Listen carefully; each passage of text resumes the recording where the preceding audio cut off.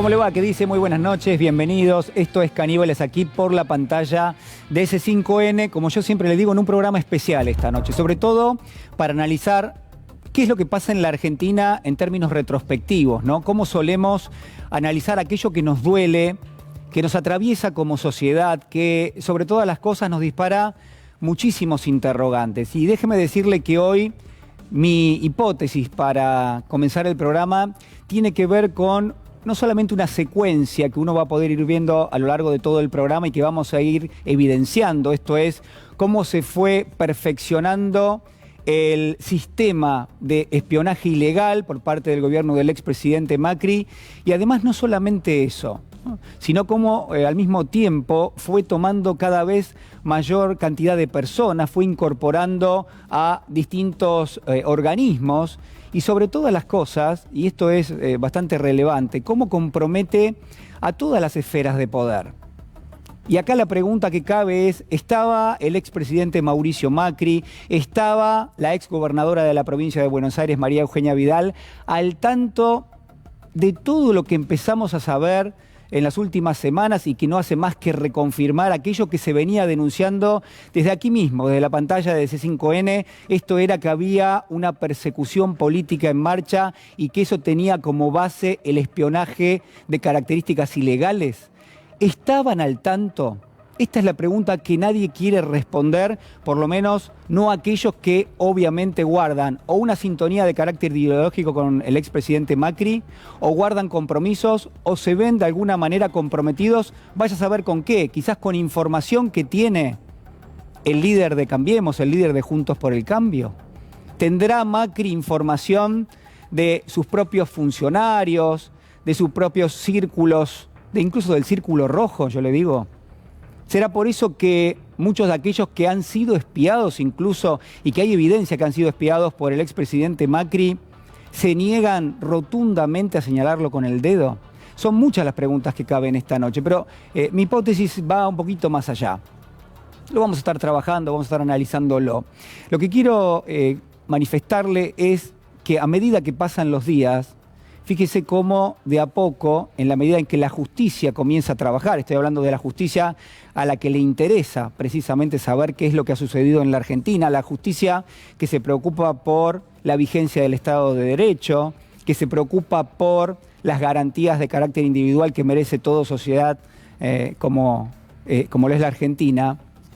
Esa misma justicia, cada vez que se pone en marcha, por ejemplo en este caso pidiéndole información a la interventora de la AFI, pidiéndole apenas algunos días antes y algunos días después de lo que ha sido ese capítulo horrendo realmente del espionaje ilegal, como ha sido el encuentro en las oficinas del Banco Provincia de lo que se denomina la Gestapo antisindical. Bueno, apenas con algunos días que se le requirió a la interventora de la AFI que muestre a la justicia las personas que habían ingresado en edificios públicos, pero sobre todo en lo referente a la AFI, cuáles funcionarios de María Eugenia Vidal, cuáles exfuncionarios de la exgobernadora de la provincia de Buenos Aires lo habían hecho incluso días antes y días después de tenerse justamente este capítulo de la Gestapo antisindical. Solamente con eso ya el nivel de compromiso, el nivel de alerta que ha significado entre las distintas esferas de poder que se nuclean dentro de Juntos por el Cambio ha sido realmente notable. Solamente para que usted tenga un detalle, y lo vamos a estar analizando obviamente en nuestro programa, voy a compartir con usted la cronología de esas visitas rápidamente, porque lo que está en el análisis es el mes de junio del año 2017, apenas algunos días antes usted va a ver allí, bueno, todo lo que se ha conocido en las últimas horas, cómo el intendente de La Plata, Julio Garro, visitó a Silvia Magdalani, la número 2 de la AFI en aquel momento, cómo después el ministro de Justicia de la provincia de Buenos Aires visitó a el número 1, a Gustavo Arribas. Usted tiene también allí otros datos importantes. Estamos hablando del ministro de Trabajo, Jorge Triaca, el ministro de Trabajo de la provincia de Buenos Aires, Marcelo Villegas. Está Adrián Grassi también, que visitó a Dalmau. Es decir, la connivencia que todas estas pruebas están manifestando de lo que eran, entendemos, los chanchuzos del poder, pero además un delito tras otro, porque lo que marca esta secuencia es un delito tras otro, si uno lo analiza en el contexto en el cual lo estamos haciendo, que era el de la persecución política, que era inclusive, y lo vamos a ver en instantes nada más, cómo se les pedía, por ejemplo, a las cámaras patronales, ¿no?, que presenten notas denunciando a determinados sindicalistas, el caso de Juan Pablo Pata Medina, pero además con una terminología necesaria, exacta, que había que replicar en cada una de esas notas que presentaban los empresarios, que presentaban las cámaras de La Plata, por ejemplo. Entonces uno se pregunta, ¿cuánta gente está implicada en todo esto? Aquellos que lo están, ¿siguen detentando su pequeña o gran porción de poder en este momento? ¿Siguen tomando decisiones o definiciones, por ejemplo, de los distintos colegios públicos, de arquitectos, de ingenieros de La Plata? Todos ellos presentando notas que se les requerían sencillamente para alimentar esa persecución política de carácter ilegal. Y acá la pregunta tiene que ver con esto, ¿no? ¿Había un plan premeditado del expresidente Macri para llevar adelante todo esto? ¿Estaba María Eugenia Vidal también dentro de esa planificación? Bueno, todo pareciera indicar que sí, porque se llevó a cabo con tanta eficiencia, esto hay que decirlo, ¿no? Se ha hecho de una forma tan, yo diría, contundente, se efectuó de una forma tan dramática esta persecución que uno debería pensar que esto realmente fue así. Lo decía Leopoldo Moró hace una semana nada más aquí en Caníbales y me parece que es un apunte ineludible de la realidad. Si uno analiza el periodo que va prácticamente entre el 10 de diciembre del 2015, año y día en el que asume el expresidente Macri, y apenas yo le diría 19 días después, hasta el 29 de diciembre, ¿cuáles fueron las 3 decisiones que tomó en el plano de lo legal, en el plano de la justicia, el expresidente Macri? Mire, la primera fue eliminar o quitar, en todo caso, esa cuestión de carácter público, que era que todos podíamos conocer qué cantidad de fondos se iban a destinar para fondear a la AFI y pasarlo a fondos reservados. Es decir, se le quitaba la posibilidad mínimamente a la sociedad de saber qué era lo que sucedía allí, por lo menos con los recursos que estaban directamente implicados. La segunda de las decisiones, quitarle la oficina de escuchas ¿a quién? Bueno, a la procuradora Gils Carbó. ¿Y llevarla a dónde? Llevarla a la Corte Suprema de Justicia, dentro de lo que se denominó y se denomina la Dajudeco. Y la tercera decisión fue ni más ni menos que por decreto nominar a 2 jueces de la Corte Suprema, a quienes terminarían siendo jueces de la Corte Suprema.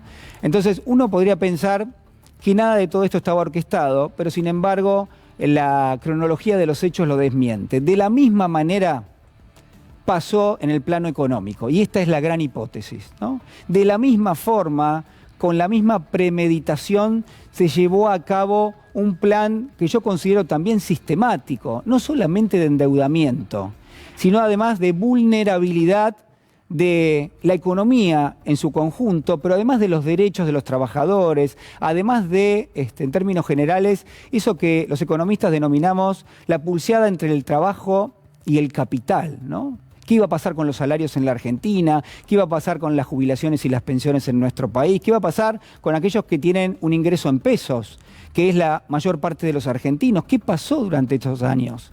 ¿Y por qué es tan difícil hoy mirar hacia atrás y ver que realmente el impacto ha sido enorme? Y claro, si uno toma en cuenta eso e hiciésemos el mismo ejercicio que hacía Leopoldo Moró, el diputado, hace una semana nada más en el plano judicial, uno se va a encontrar con las decisiones que ya se saben, pero que puestas allí, bueno, resultan contundentes. Pagarle inmediatamente a los fondos buitres lo que estaban pidiendo.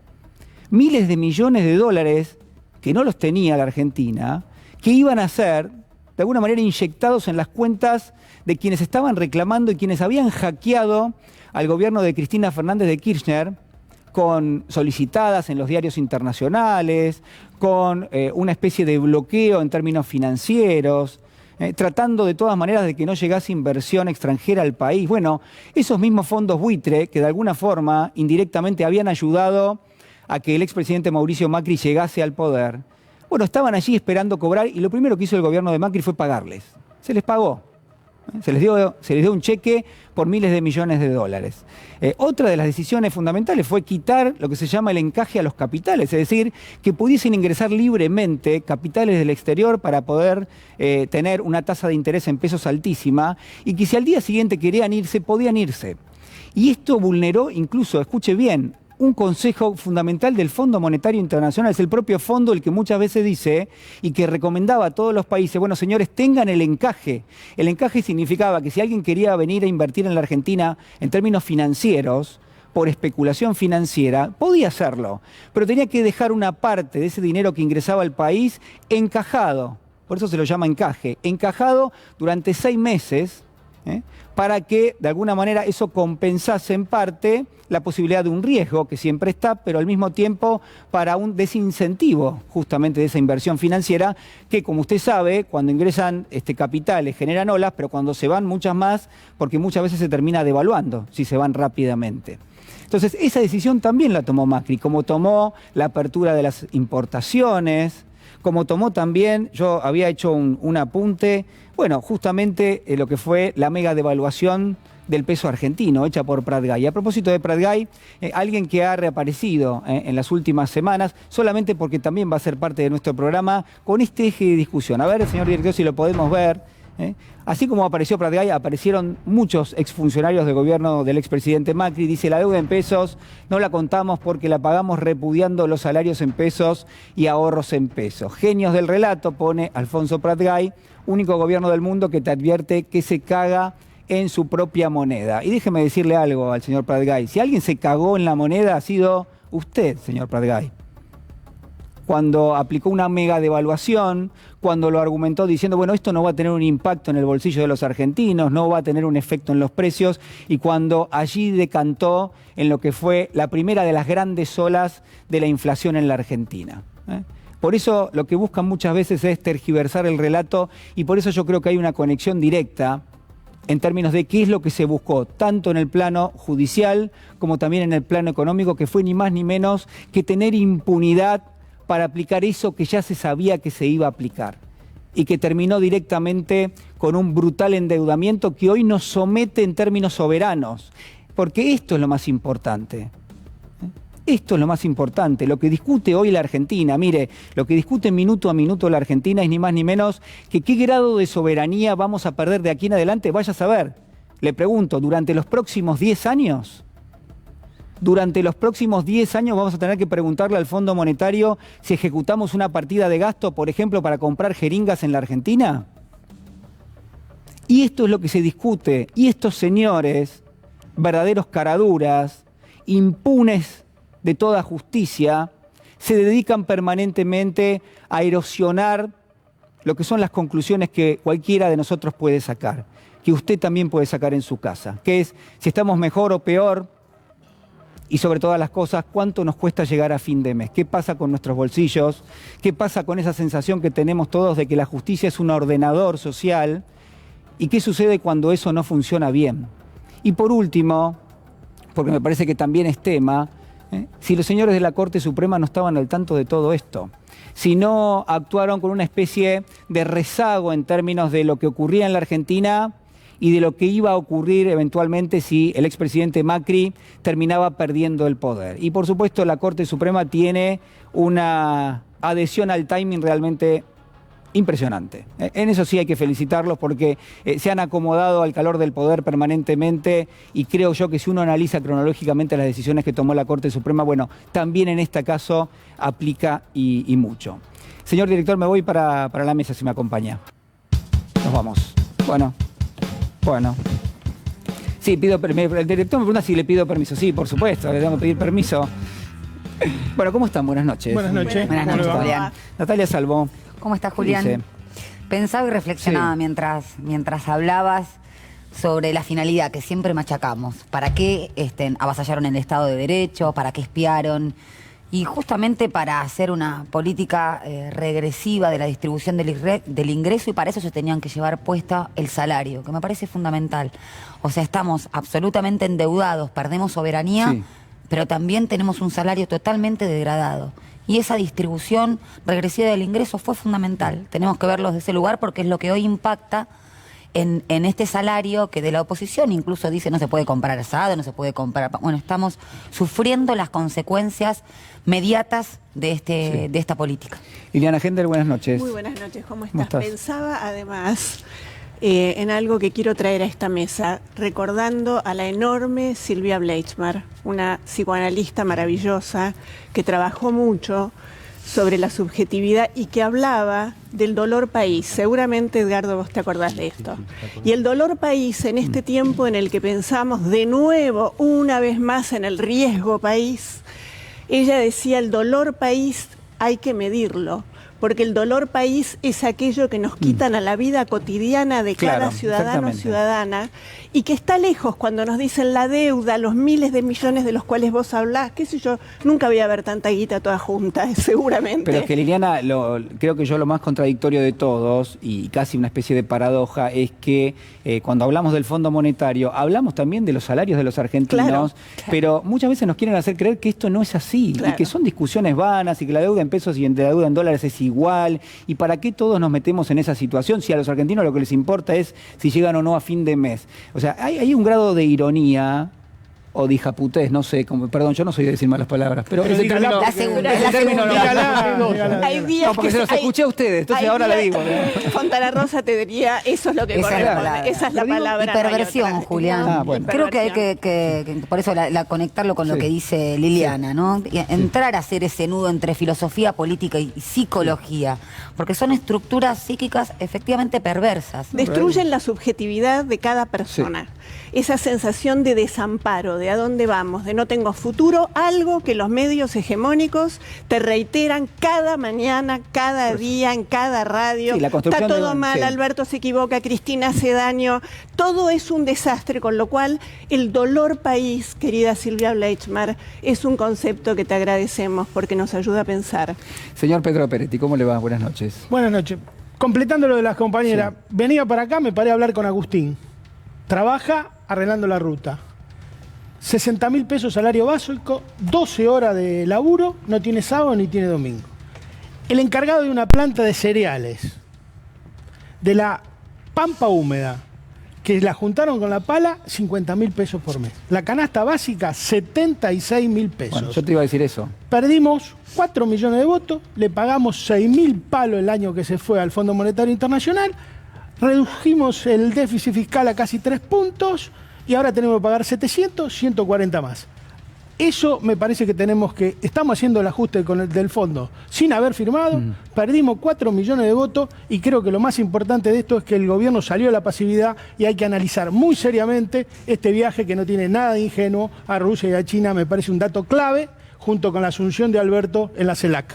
Bueno, interesante lo que plantea Pedro. Vamos a, por supuesto, tenerlo durante nuestro programa. Edgardo Moca, buenas noches. ¿Cómo estás? Buenas noches, Julián, ¿qué tal? Bueno, me alegra mucho la mención a la Jessie Bleichmar, que fue una amiga y además una intelectual brillante, de la que tendríamos que seguir aprendiendo a través de sus textos, ¿no? Yo me aparecía cuando vos estabas contando lo de las reuniones, lo de la Gestapo y lo demás. En la nota de hoy, en el cohete que va a la luna en el cohete a la luna de Alejandra Dandan, hay algo que mezcla lo terrible, lo trágico con lo desopilante. Porque ¿qué es lo que hace Alejandra Dandan? Revisa las denuncias que se hicieron con los nombres, hacia los nombres que se pactaron en esa reunión del Banco Provincia. Y son las palabras de Villegas, las instrucciones de Villegas fueron tomadas textualmente en las denuncias. O sea, un orden estratégico, un orden autoritario para generar un delito, porque lo que se hizo ahí, esa idea de María Eugenia Vidal, que eso fue una reunión y no un delito. Una Y mesa bueno, de trabajo. dejemos que la justicia, vigilemos a la justicia para que se haga justicia en este caso, porque además no es este caso. Yo creo que esto abre la puerta para una investigación muy seria de otras situaciones, porque está claro que los trabajadores eran un centro principal, y los sindicatos como sus representantes, un centro principal del ataque, porque en el fondo se va por quién se queda con qué, ¿no? ¿Quién se queda con el excedente? Esa es la vieja pelea argentina, siempre se resume ahí. Entonces yo creo que hay que alentar que se abra muy claramente todo este proceso porque tiene que servir para terminar con la impunidad. Y breve también. En esas notas utilizaron un discurso y una narrativa extorsión, amedrantamiento, Eso, exacto, esas palabras. coartando libertades que son fundamentales como la libertad sindical y que están en la Constitución. Es decir, fíjate cómo traducen los derechos o el ejercicio de derechos constitucionales en delitos. De hecho, ese gobierno intentó proscribir la instigación a la huelga en el Código Penal como hace 150 años atrás, que era en un país preindustrial. Bueno, ya están en nuestros estudios y los vamos a entrevistar en instantes nada más. Está Carlos Rosansky, también está el diputado Eduardo Valdés, ustedes los ven allí en pantalla. Yo quiero darle también la bienvenida, y solamente por algunos minutos, porque debe estar cansado y además porque son las 2:20 de la mañana, a José Manuel Ubeira, al gallego. José Manuel, ¿cómo estás? Buenas noches. Buenas madrugadas allí, un gusto saludarte. Buenas noches, y frías madrugadas, 4 grados. Wow. Así que Bien. está fresco. Un pero poco de nada, eso nos quería vendría bien, darles pero un poquito nada más. Sí, quería darles un abrazo a todos, los extraño, ¿qué quiere que le diga? Y antes de decir nada, me pareció extraordinario el editorial tuyo. Pocas veces una síntesis tan perfecta de todo el cúmulo de desgracias apiladas y compiladas desde lo jurídico, de lo judicial y desde lo económico en la Argentina. Pero creo que una cosa no se explica sin la otra. O sea, la pérdida del sentido de justicia fue lo que facilitó de alguna manera la impunidad para hacer lo que hicieron económicamente. José Manuel, una de las preguntas que recorre cada uno de los capítulos que se van develando, en la medida en que la justicia va trabajando y va pidiendo información, es si tanto el expresidente Macri como también María Eugenia Vidal estaban al tanto de cada una de estas cuestiones que tenía lugar, ¿no? Si estaban al tanto de que se cometían delitos finalmente. Y todo pareciera indicar, no sé qué pensás vos, en función de lo que se está viendo, que realmente había un grado de compromiso con ese nivel de persecución política importante. Yo lo vengo diciendo desde hace muchos años, Sí. ¿no? O sea, claramente tenemos una jefatura de un grupo de delincuentes que accedieron al poder por medio del voto, pero que después de alguna manera ejecutaron una política que fue pura y exclusivamente de destruir la economía argentina, la persecución, como se vio, en los términos que se vio, y ahora está pasando por una etapa muy interesante que es la del ridículo, ¿no? Porque esa sentencia que habla de cuentapropismo, Sí. 15 días después se transforma en papel mojado a la luz de esta reunión que hubo en el Banco Provincia, donde claramente se ve la conformación de una asociación ilícita, y yo soy bastante renuente a la utilización del tipo penal de la asociación ilícita, porque tiene que haber creado un estrépito público. Y yo creo que ahora estamos frente a una asociación ilícita porque mayor estrépito que no puede llegar a haber. Suscribo las palabras de Moro en cuanto a que desde la vuelta a la democracia hasta el día de la fecha nunca se vio una organización delictiva bancada con fondos del Estado pura y exclusivamente para la persecución de aquellos que pudieran ser opositores y acorralarlos para facilitar lo que de alguna manera ha sido uno de los robos más extraordinarios de la historia de la República Argentina.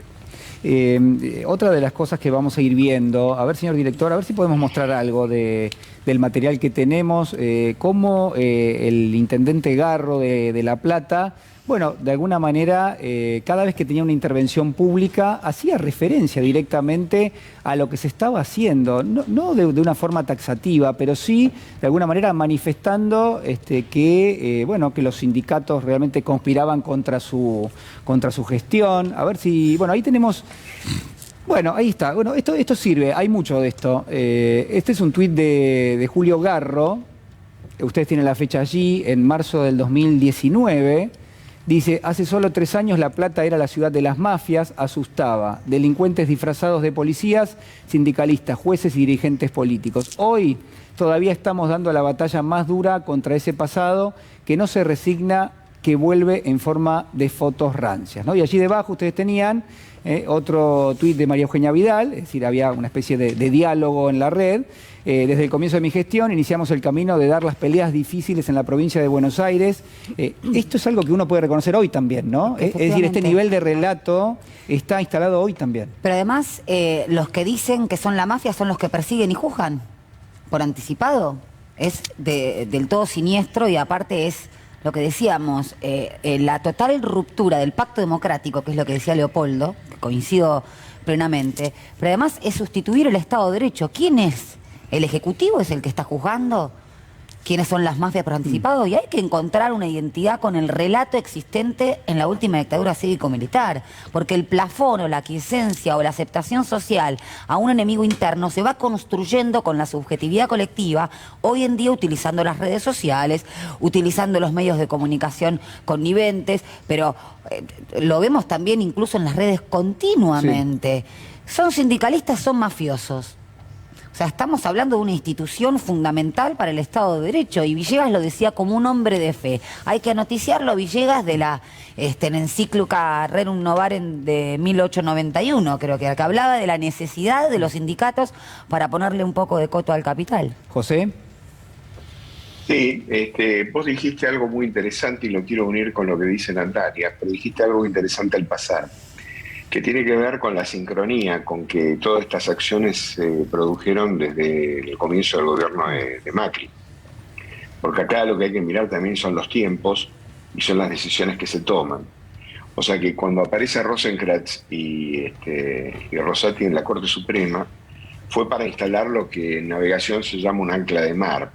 Si ellos de alguna manera perdían el poder, tener garantizado desde el ámbito más alto del Poder Judicial un grado de impunidad concreta para los actos realmente cometidos. Entonces, esta marcha del 1 de febrero que se está realizando, que yo lamentablemente no voy a poder estar, pero que desde ya envío un abrazo enorme a todos mis compañeros, sobre todo a Eduardo Valdés, es de alguna manera un ejercicio de colocar a la ciudadanía en la calle para expresar con toda claridad el repudio, el asco que tenemos hacia la jefatura del Poder Judicial de la República Argentina, que es partícipe necesario de este expolio que vivió la República Argentina. Y están colocados ahí en la Corte, enquistados en la Corte, para garantizar la impunidad no solamente a estos que estuvieron, sino a los poderes fácticos de la República Argentina. Entonces el otro día salió una solicitada de la Asociación de, no sé, abogados constitucionalistas, una cosa por el estilo, diciendo que esta marcha en última instancia vulneraba el Estado de Derecho. Se ve que estos muchachos que escriben los constitucionalistas, estos que escriben hay que mandarlos a repasar de nuevo a la Constitución Nacional. La gente tiene todo el derecho del mundo a manifestarse, y sobre todo con respecto a un poder que es el Poder Judicial de la Nación, que lejos de cumplir la función que tendría que haber cumplido, es partícipe y cómplice de todas estas barbaridades que se vivieron en la República Argentina. Así que esta marcha no solamente que es necesaria, sino que deviene imprescindible. Y me parece que es extraordinario que sea la primera marcha de muchas más que se vayan a hacer en el futuro, hasta tanto y en cuanto el Poder Judicial de la República Argentina tome nota de que el verdadero poder en la Argentina lo tiene el pueblo y no lo tienen ellos. Bueno, no te voy a retener más porque la verdad que la tentación es dejarlo, no digo dejarlo ahí, pero que te quedes con nosotros. La verdad que te mandamos un abrazo grande, te extrañamos, te esperamos pronto aquí en Caníbales, pero bueno, está muy bien que descanses un poquito porque el año va a ser muy largo, José Manuel, y me parece que lo sabés. Prometo llevar turrón. Un abrazo para todos. Ahí está. Bueno, un abrazo grande. Bueno, varias cuestiones, ¿no? Me anoté el término ancla de mar y me pareció sumamente interesante, ¿no? Es lo que uno va tirando por las dudas, ¿no? Daría la sensación. En términos económicos tiene muchísima aplicación, porque esto uno podría pensar, bueno, ¿el Fondo Monetario finalmente qué es? ¿Es un garante de qué? Es un garante de que en algún momento, si vos tenés un préstamo, vas a someter tu soberanía de carácter económico, que vas a tener que ir a discutir con quien es tu acreedor principal cada decisión que vas a tomar. Y quizás en ese punto es casi una especie de chantaje, ¿no? Porque uno le deja al gobierno que sigue un mega acreedor con el cual va a tener que discutirlo todo. Pero lo más insólito es lo que decíamos en relación a que quien prestó sabía que no le iba a poder cobrar y quien tomó la deuda sabía que no le iba a poder pagar. Y ahí es donde se arma esta situación que realmente es desesperante porque nos hacen creer que no hay salida. Y yo tengo la más profunda convicción de que el pueblo puede encontrar una salida y que tenemos que generar los recursos para salir de esta trampa, que por otro lado no es la primera vez que sucede. Esta historia ya la vivimos, esta trampa ya nos la pusieron. ¿Cómo se dijo? ¿Ancla de mar? Ancla de mar. Este ancla de mar ya nos la habían dejado. Y entonces tenemos que aprender a generar otro tipo de recursos y sobre todo algo que acá los compañeros dicen con frecuencia, no tener miedo de enfrentar la situación. Es importante Sí, lo pero que decís. lo que pasa es que es una situación muy, muy compleja. Yo creo que el marco regional puede ayudar a resolver y encontrar esa salida. Creo que, bueno, ahí está Eduardo Valdés, que es un especialista en ese tema internacional. Creo que el tema de que Alberto haya asumido la CELAC, que haya ganado Boric, que Lula esté en las puertas de un gran triunfo, que Xiomara Castro haya ganado en Honduras, el viaje de Alberto, creo que ese marco regional, el apoyo de México, el apoyo claro. de López Obrador, y además tendríamos que completarnos con ir a la Corte Internacional de la Paz. Yo quiero hacer una reflexión que lo vi en este canal, vi el debate el otro día entre Loser y Alejandro Olmos Gaona. Yo, escuchándolo a Loser, me doy cuenta por qué el Fondo Monetario Internacional no acierta jamás un pronóstico. ¿Cómo puede ser que un funcionario de ese nivel indique que hay que sumar la deuda en pesos con la deuda en dólares? Son desopilantes las cosas que Pero dice. no es inocente, ¿eh? No, claro que no es inocente. Yo no digo que sea inocente, digo que es desopilante. Ni un poquito así de inocencia. Silvia, yo no digo que sea inocente, digo que es desopilante, una cosa totalmente distinta, y que es desopilante y que es preocupante que una parte de la sociedad argentina crea a semejantes tipos. Digo, ¿qué ha pasado acá? ¿Qué debate tenemos que dar en profundidad? El rol de los medios. No solo, a ver, acá los medios, ¿cómo puede ser? ¿Cómo puede ser que cualquier médico que la erra en un diagnóstico se come un juicio de mala praxis y los periodistas públicamente digan las barbaridades que dicen, mintiendo escandalosamente y nadie puede hacer nada? Los Nadie periodistas puede hacer nada al respecto. tienen Creo como- que los periodistas se hacen eco, por eso yo mostraba el tuit de Alfonso Pratgay, porque hay muchos, los vamos a seguir viendo en un ratito nada más. Hay como una especie de porfía por instalar un relato, y seguramente nos vamos a meter en ese tema en instantes. Yo quiero saludarlo a Eduardo Valdés y a Carlos Rosansky, que están con nosotros. ¿Cómo están? Buenas noches. Muy bien, buenas noches. Bueno, ya hemos hablado casi de dos cuestiones que son centrales, ¿no? Espionaje por un lado y la cuestión económica por otro, y la idea es ir analizándolo a partir de algunos retazos de información que van llegando por estas horas y que tiene que ver con una justicia que le pide a la interventora de la AFI, bueno, a ver, quiénes entraron y quiénes salieron de la AFI, como mínimo días antes y días después de la reunión en el Banco Provincia. Una víctima.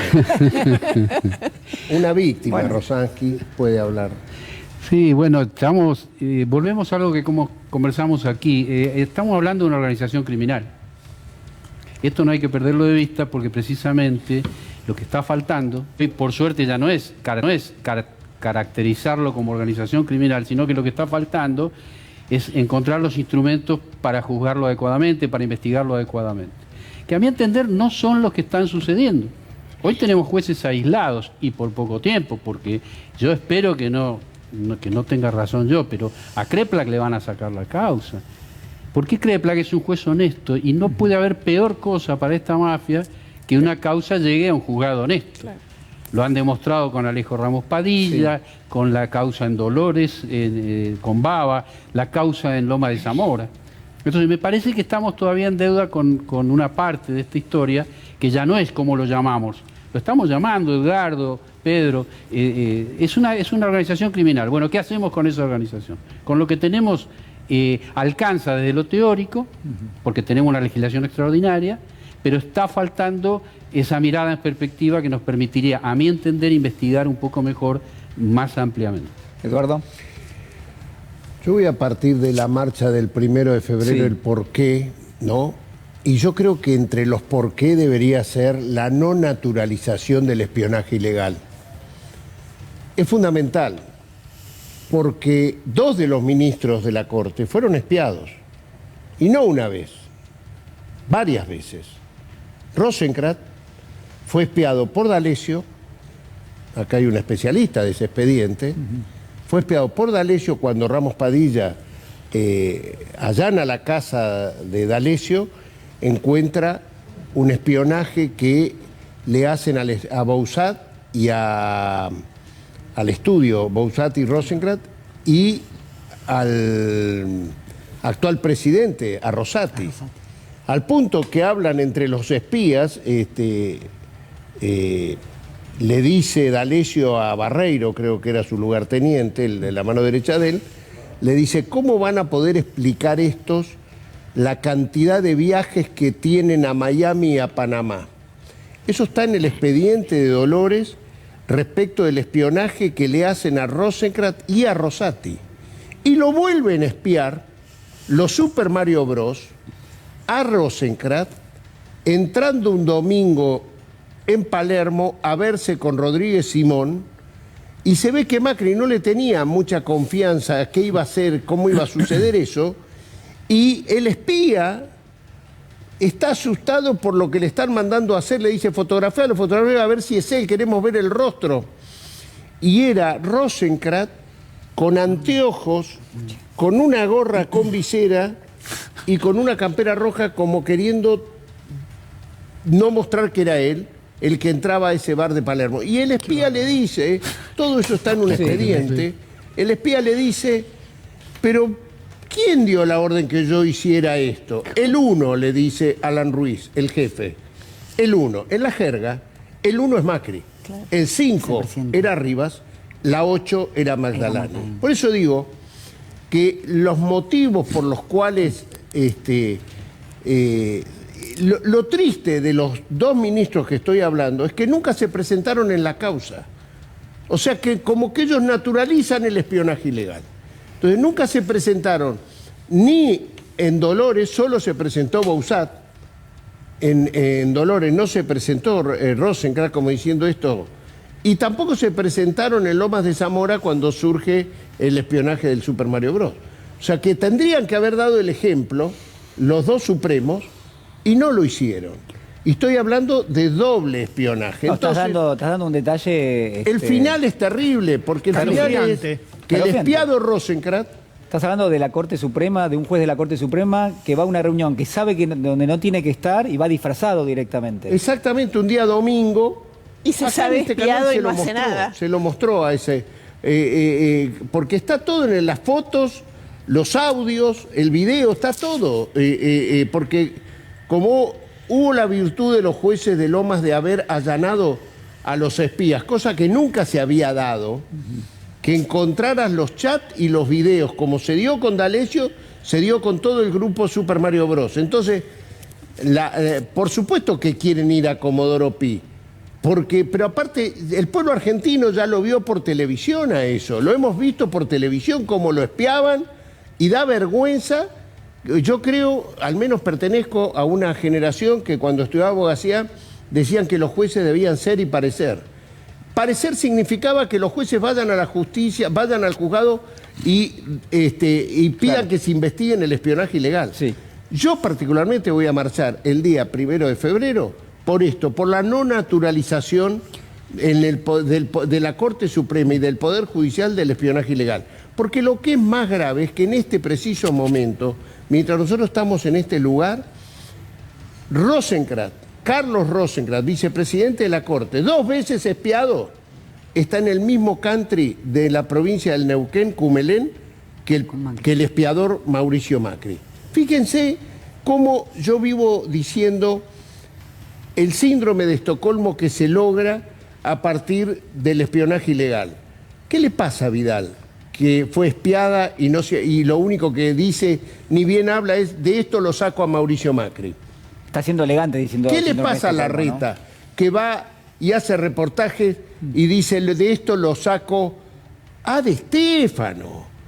Le preguntaron por De Stefano, que lo tiene en una guarida ahí en subterráneos de Buenos Aires, y dice, no tengo pruebas que haya hecho algo, cuando lo vimos por televisión. Y era el autor, esa persona, Sebastián De Stefano, es el personaje principal para mí de toda esta historia. ¿Sabe por qué? Porque este hombre tenía experiencia, sabía a dónde iba. Cuando el 10 de diciembre del 2019, ni Magdalani, ni Arriba, que venía de comprar y vender jugadores, sabían de qué se trataba. El único que sabía de qué se trataba era Sebastián Di Stéfano, que decidió, desde la Dirección General de Asuntos Jurídicos, decir, esto me lo da, lo que estoy contando, a tener 700 horas de escuchar trabajadores de la AFI y espías de la AFI que nos fueron contando cómo era el proceder. ¿Sabes lo que hizo? Lo primero que hizo fue sacar una resolución que ninguno va a tribunales. El único que puede ir a hablar con los jueces es Di Stéfano, y el que delegue Di Stéfano. Cuando antes ellos tenían ingreso, cuando le dan para hacer un seguimiento, tenían diálogo con el juez y le explicaban por qué. Porque nadie puede espiar sin orden judicial. Entonces, ¿qué hacía Di Stéfano? Quiero espiar a Cristina Kirchner. Entonces inventaban un comunicado terrorista, un comunicado que decían que puede haber atentados terroristas durante el G20 que podían hacer, pero lo único que quería era espiar al G20, a Cristina Kirchner. Entonces hacían todo un procedimiento para justificar. El espía fue a espiar pensando que era una orden judicial. El único que sabía que no era una orden judicial era él, Di Stéfano.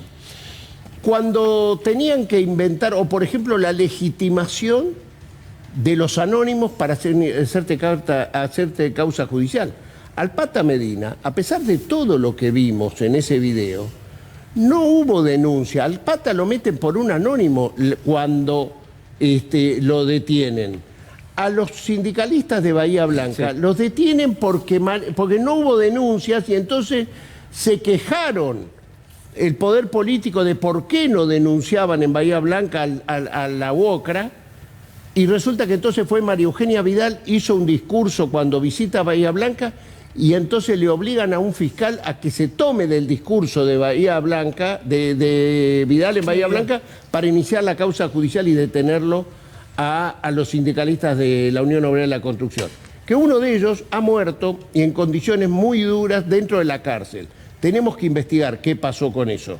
Pero esto es lo que significa violar la ley, espionaje ilegal e inventar causas al enemigo. Bueno, los dueños de esta empresa fueron víctimas de eso también. Lo que pasa es que no vayan a la justicia Rosenkrantz y los jueces, que no se presente Vidal, que no se presente nadie, es más que lógico. ¿Sabes por qué? Porque está más sucio que una papa. Entonces, esa es la estrategia, la misma estrategia de Fujimori, la misma estrategia de Montesino. Grabarlo, tenerlo grabado, y si sacás los pies del plato, como dijo Mauricio, desapareces. Y eso, por eso no van. Lo que decía Pedro, esos dos cortesanos que fueron espiados, que como bien relataba Eduardo, y que vale aclarar, porque ¿cómo sabían que viajaban a Panamá u otros lugares? Utilizaban otra vez las estructuras del Estado, como la Dirección Nacional de Migraciones, lo hicieron con Pedro Echeves, mi cliente, ¿no? Sacaron esa misma foto que le sacan antes de subirse un avión.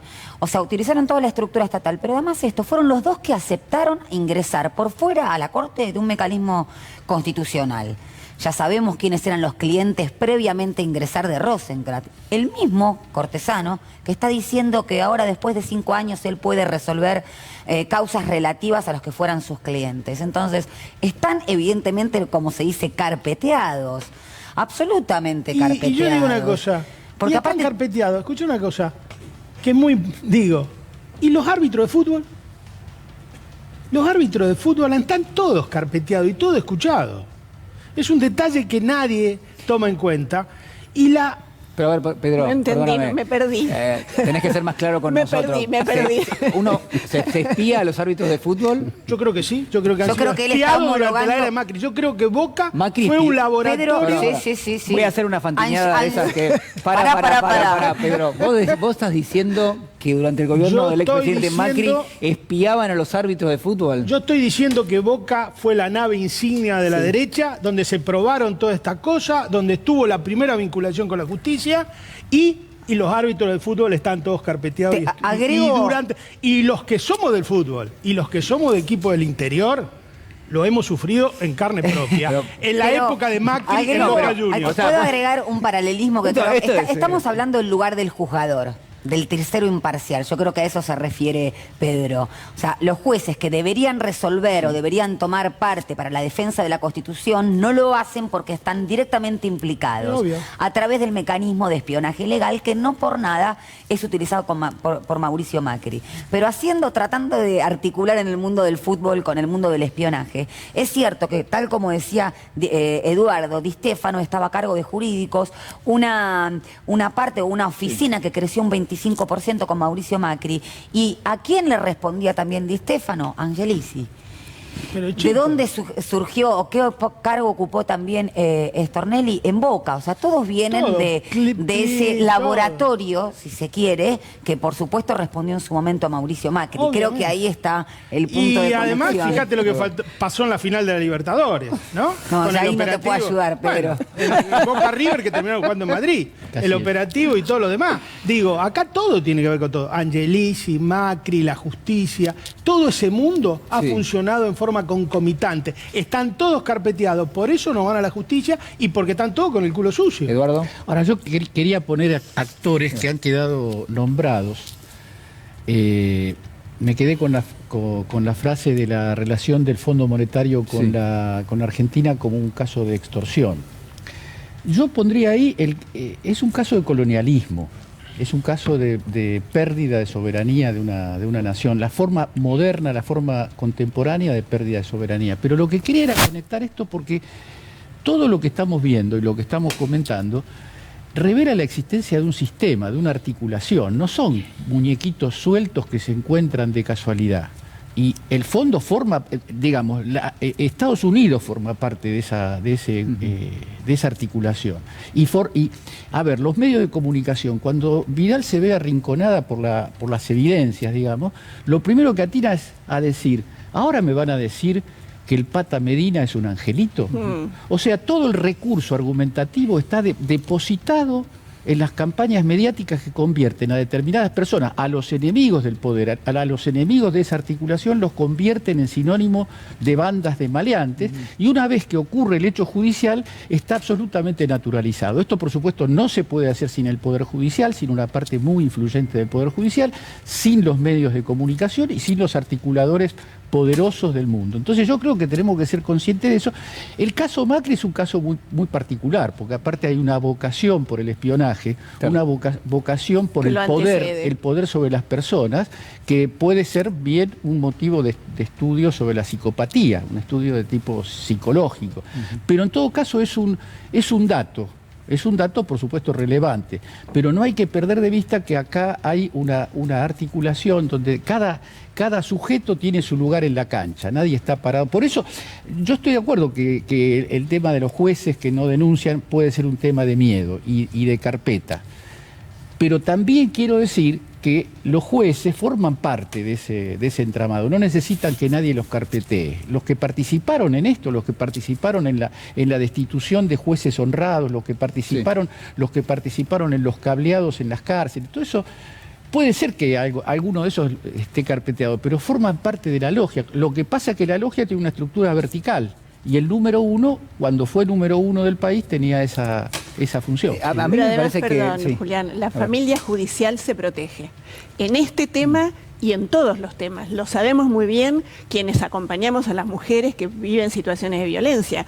La denuncia de un juez, no importa lo que haya hecho, rápidamente genera el abrazo de todos los demás, la cuestión corporativa. Es decir, que esto es, insisto, más allá de los nombres propios, es un sistema. No importa cómo se llame cada quien. Carlos.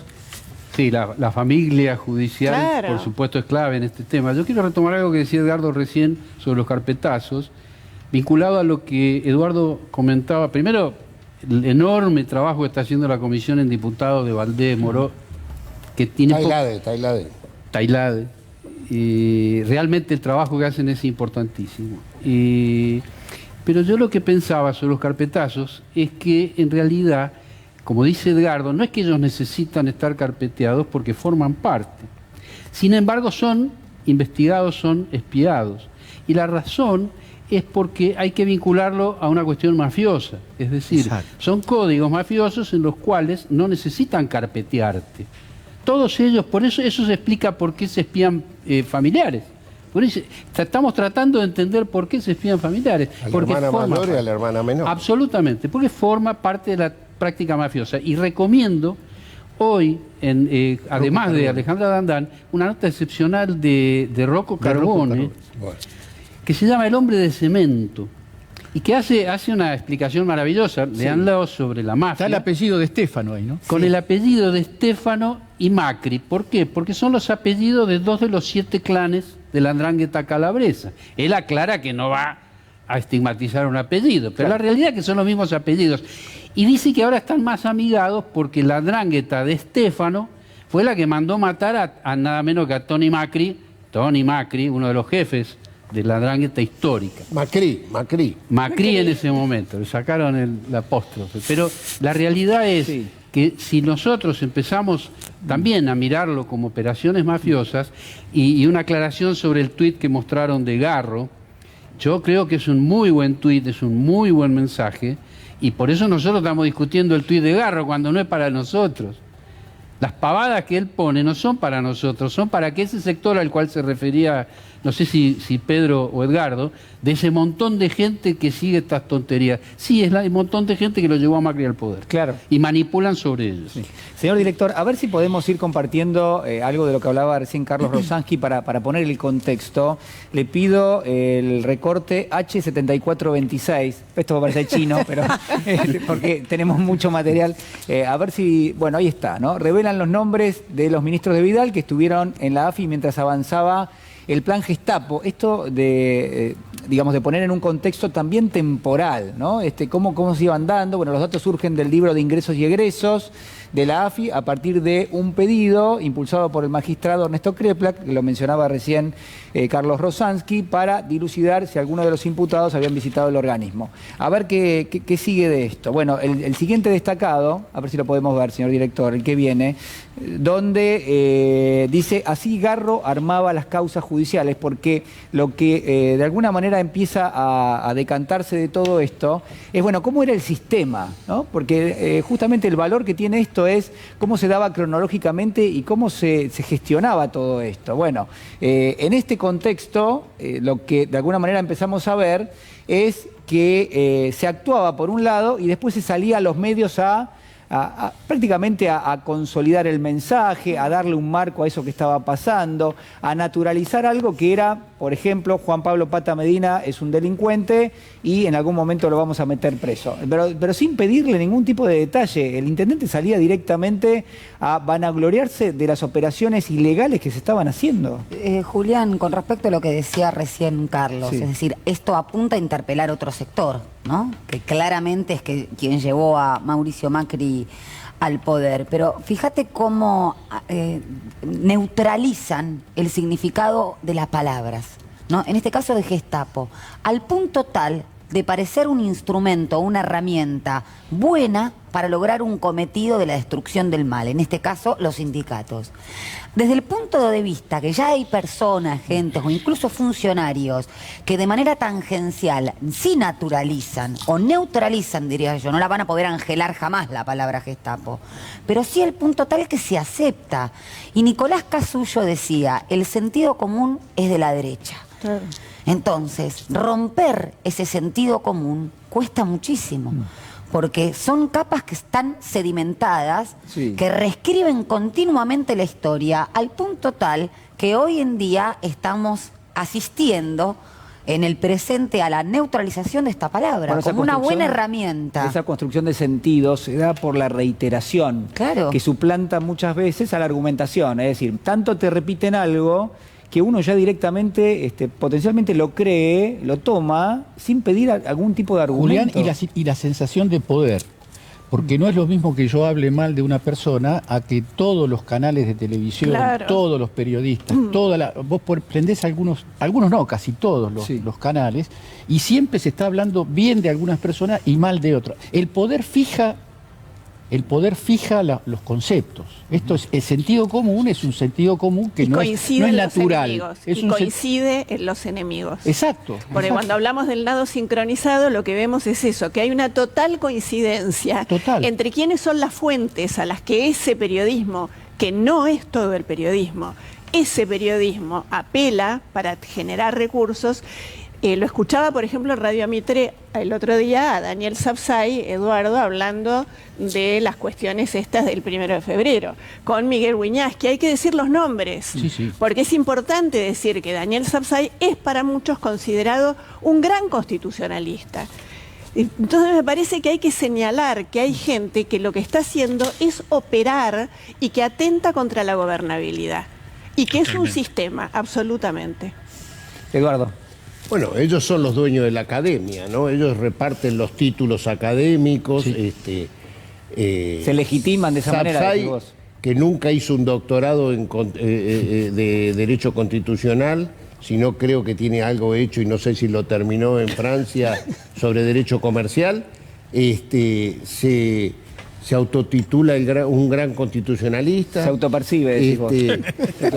Lo nombran en la Academia Nacional de Derecho Constitucional. A los periodistas que hacen lo que ustedes están diciendo lo nombran director de ética de la Academia Nacional de Periodismo. Pero yo creo que abajo en las fases hay todo un cuestionamiento en el periodismo, en la abogacía. Los que van a marchar el 1F van a ver muchos abogados que todos los días trabajan, litigan en tribunales y que se están dando cuenta de las barbaridades y las atrocidades que se han cometido en el último tiempo en nombre del derecho. Entonces, a mí me parece que hay como un despertar hurgando las realidades que aparecieron y que van a seguir apareciendo, porque pareciera que el goce era filmarlos y mostrárselos al jefe. Claro. Porque 2 horas después de que terminó la reunión en el Banco Provincia, ingresa a Rivas a la Casa Rosada a ver a Macri, el jefe de la AFI. Entonces, 2 horas después. 2 horas después, el mismo día. Como contento con la filmación. No, es que yo creo, a ver, yo no me voy a enojar ni con Arribas ni con Magdalani. El espiador era uno, los demás ejecutaban. Por eso es la indignación que tiene la gente que trabaja y que está acusado de espionaje ilegal hoy porque les denominan cuentapropistas. ¿Qué cuentapropistas si los mandaron ellos? Y lo sorprendente del video, o lo patético, no sorprendente no es nada, es que 4 días después de ese fallo de Lloren y Bertuzzi, donde dice que los únicos que son inocentes son Macri, Arribas, Magdalani, y los demás son todos cuentapropistas que ejecutaron, a los 4 o 5 días aparece ese video donde aparece los números 3, 4 y 5 de la AFI, de la planta política más importante de la AFI, el jefe de gabinete de la Agencia Federal de Inteligencia, el director de Asuntos Jurídicos y el director de Contrainteligencia, los cargos más importantes, organizando cómo meter preso a los dirigentes sindicales, porque lo que molestan acá son los gremios y el derecho laboral. Acordémonos que unos días antes de esto, Natalia, vos decime si fue así, Macri en persona lo estigmatiza a Héctor Recalde como el como el jefe de la mafia. Laboral. El hombre más sabio que tenemos hoy en el derecho laboral lo ponen como el enemigo, como la contracara de lo que ellos quieren. Claro, ahí está. Bueno, qué obsesión la de la derecha con los sindicatos y con el derecho laboral. Del 55 para acá, todo lo que han hecho fue sistemáticamente para destruir los sindicatos. Me estaba acordando en este momento, por ejemplo, la ley Mucci, que también fue una forma. Y me estaba acordando unas palabras de Canitró en ese momento, cuando querían hacer el ajuste con el Pan Austral, que decía, no lo podemos hacer porque los sindicatos defienden a los trabajadores como gato panza para arriba. Fíjate vos qué constancia tiene el radicalismo de estar siempre pegado a la derecha, ¿no? Y fíjate... ¿Es así o no, Valdés? Si estaba escuchando recién, Eduardo, cuando hablaba cómo le estigmatizaron a Recalde, y pensaba que el nazismo definía, como ustedes decían, definía al enemigo. La manipulación que se viene haciendo estos años tiene que ver con Goebbels, claramente, del nazismo. Calumnia que algo queda, la reiteración de la mentira. El fascismo hizo lo mismo. Y estos comunicadores actuales, que son parte de esta nueva versión, digamos, del fascismo, entre comillas, para que no se interprete mal, pero es una nueva versión. Es una versión con otra metodología. Total. Pero tengámosle mucho respeto. Y estos periodistas que son, en realidad son operadores, y es gravísimo, ¿sí? Construyen sentido, definen enemigos, etc. Los espías son operadores y son peligrosos. Pero cuando además los jueces son operadores, Claro. se multiplica el peligro. Y ahí tenemos un desafío, como decía Eduardo, yo creo, primero que no debemos jamás naturalizar no solo el espionaje, todas las tropelías que esta gente vino haciendo, necesitamos llamarlas por su nombre y a la gente que las hace también. Y creo que el 1 de febrero, a mi entender, va a ser una bisagra, que cada uno la va a interpretar. Hay gente que está pensando que va a ser un aviso al gobierno, hay otra gente, me incluyo, Sí. que estamos pensando que esto es al revés, esto es un mensaje de apoyo, esto es decirle al presidente, dele para adelante que estamos acá. Totalmente. Como estuvimos en el 2x1 y se cambió la historia. Totalmente. Ahora, ¿no hay un peligro de que en medio del trabajo de estos medios de comunicación, la discusión o el debate, que digo que es sano para cualquier etapa de la vida democrática y en el caso de la justicia más todavía, quede muy cercano a lo que podría llegar a ser eventualmente un debate de características ideológicas? Por ejemplo, el Frente de Todos, en este contexto avanza sobre la justicia, nosotros que somos del otro lado, que tenemos otra pertenencia política, tenemos que defender ahora. Es decir, no hay algo de eso, no hay algo de tratar de influir en un sector de la sociedad diciéndoles, bueno, se quiere avanzar sobre la justicia y la justicia es independiente y ningún gobierno de turno debiera ni siquiera señalar con el dedo a un juez. Yo creo que lo que intentan justamente, o intentaron hace mucho tiempo estos reductos mediáticos, es partidizar esta marcha. Y si hay algo que excede, Sí. ¿no?, a la base electoral del Frente de Todos, es el descontento con el Poder Judicial. 8 de cada 10 argentinos y argentinas está descontento con este Poder Judicial. Y esta Corte Suprema, además, yo creo que hay que sacarlo también, además de la gravedad institucional que hay en la cuestión del espionaje, la persecución judicial, Sí. pero hay que llevarlo también a los derechos sociales. Liliana ha traído ejemplos acá que tienen que ver con el derecho de familia, que tienen que ver con los niños y las niñas. Es decir, no solamente esta Corte fue absolutamente omisiva en esta materia, sino que fue profundamente regresiva en materia de derechos sociales. O las cuestiones tarifarias, por ejemplo. En las cuestiones ¿no? tarifarias, Acuérdense. derecho del consumidor, derecho laboral, que, oh casualidad, los trabajadores y las trabajadoras también son consumidoras, Claro. ¿no? O sea, hay que intentar que la ciudadanía entienda que esta Corte va a ser la última que resuelva en relación a sus derechos. Entonces, yo voy obviamente, apoyo plenamente la marcha del 1 de febrero, pero además que no es una cuestión solamente de abogados, abogadas, de No, jueces, claro. juezas, sino también de organizaciones sociales, sindicales, políticas y la ciudadanía en general. Es un tema de la democracia. Es un tema de la Es un democracia. tema de la Es un tema de la democracia. democracia.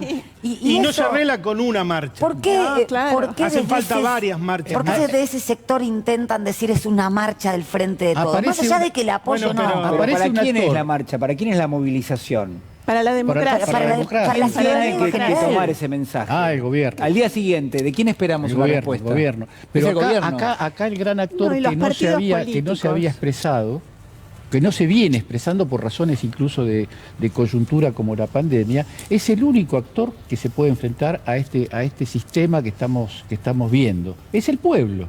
Es el pueblo cuantitativamente se expresará de una manera el primero y después tendremos que hacer que crezca.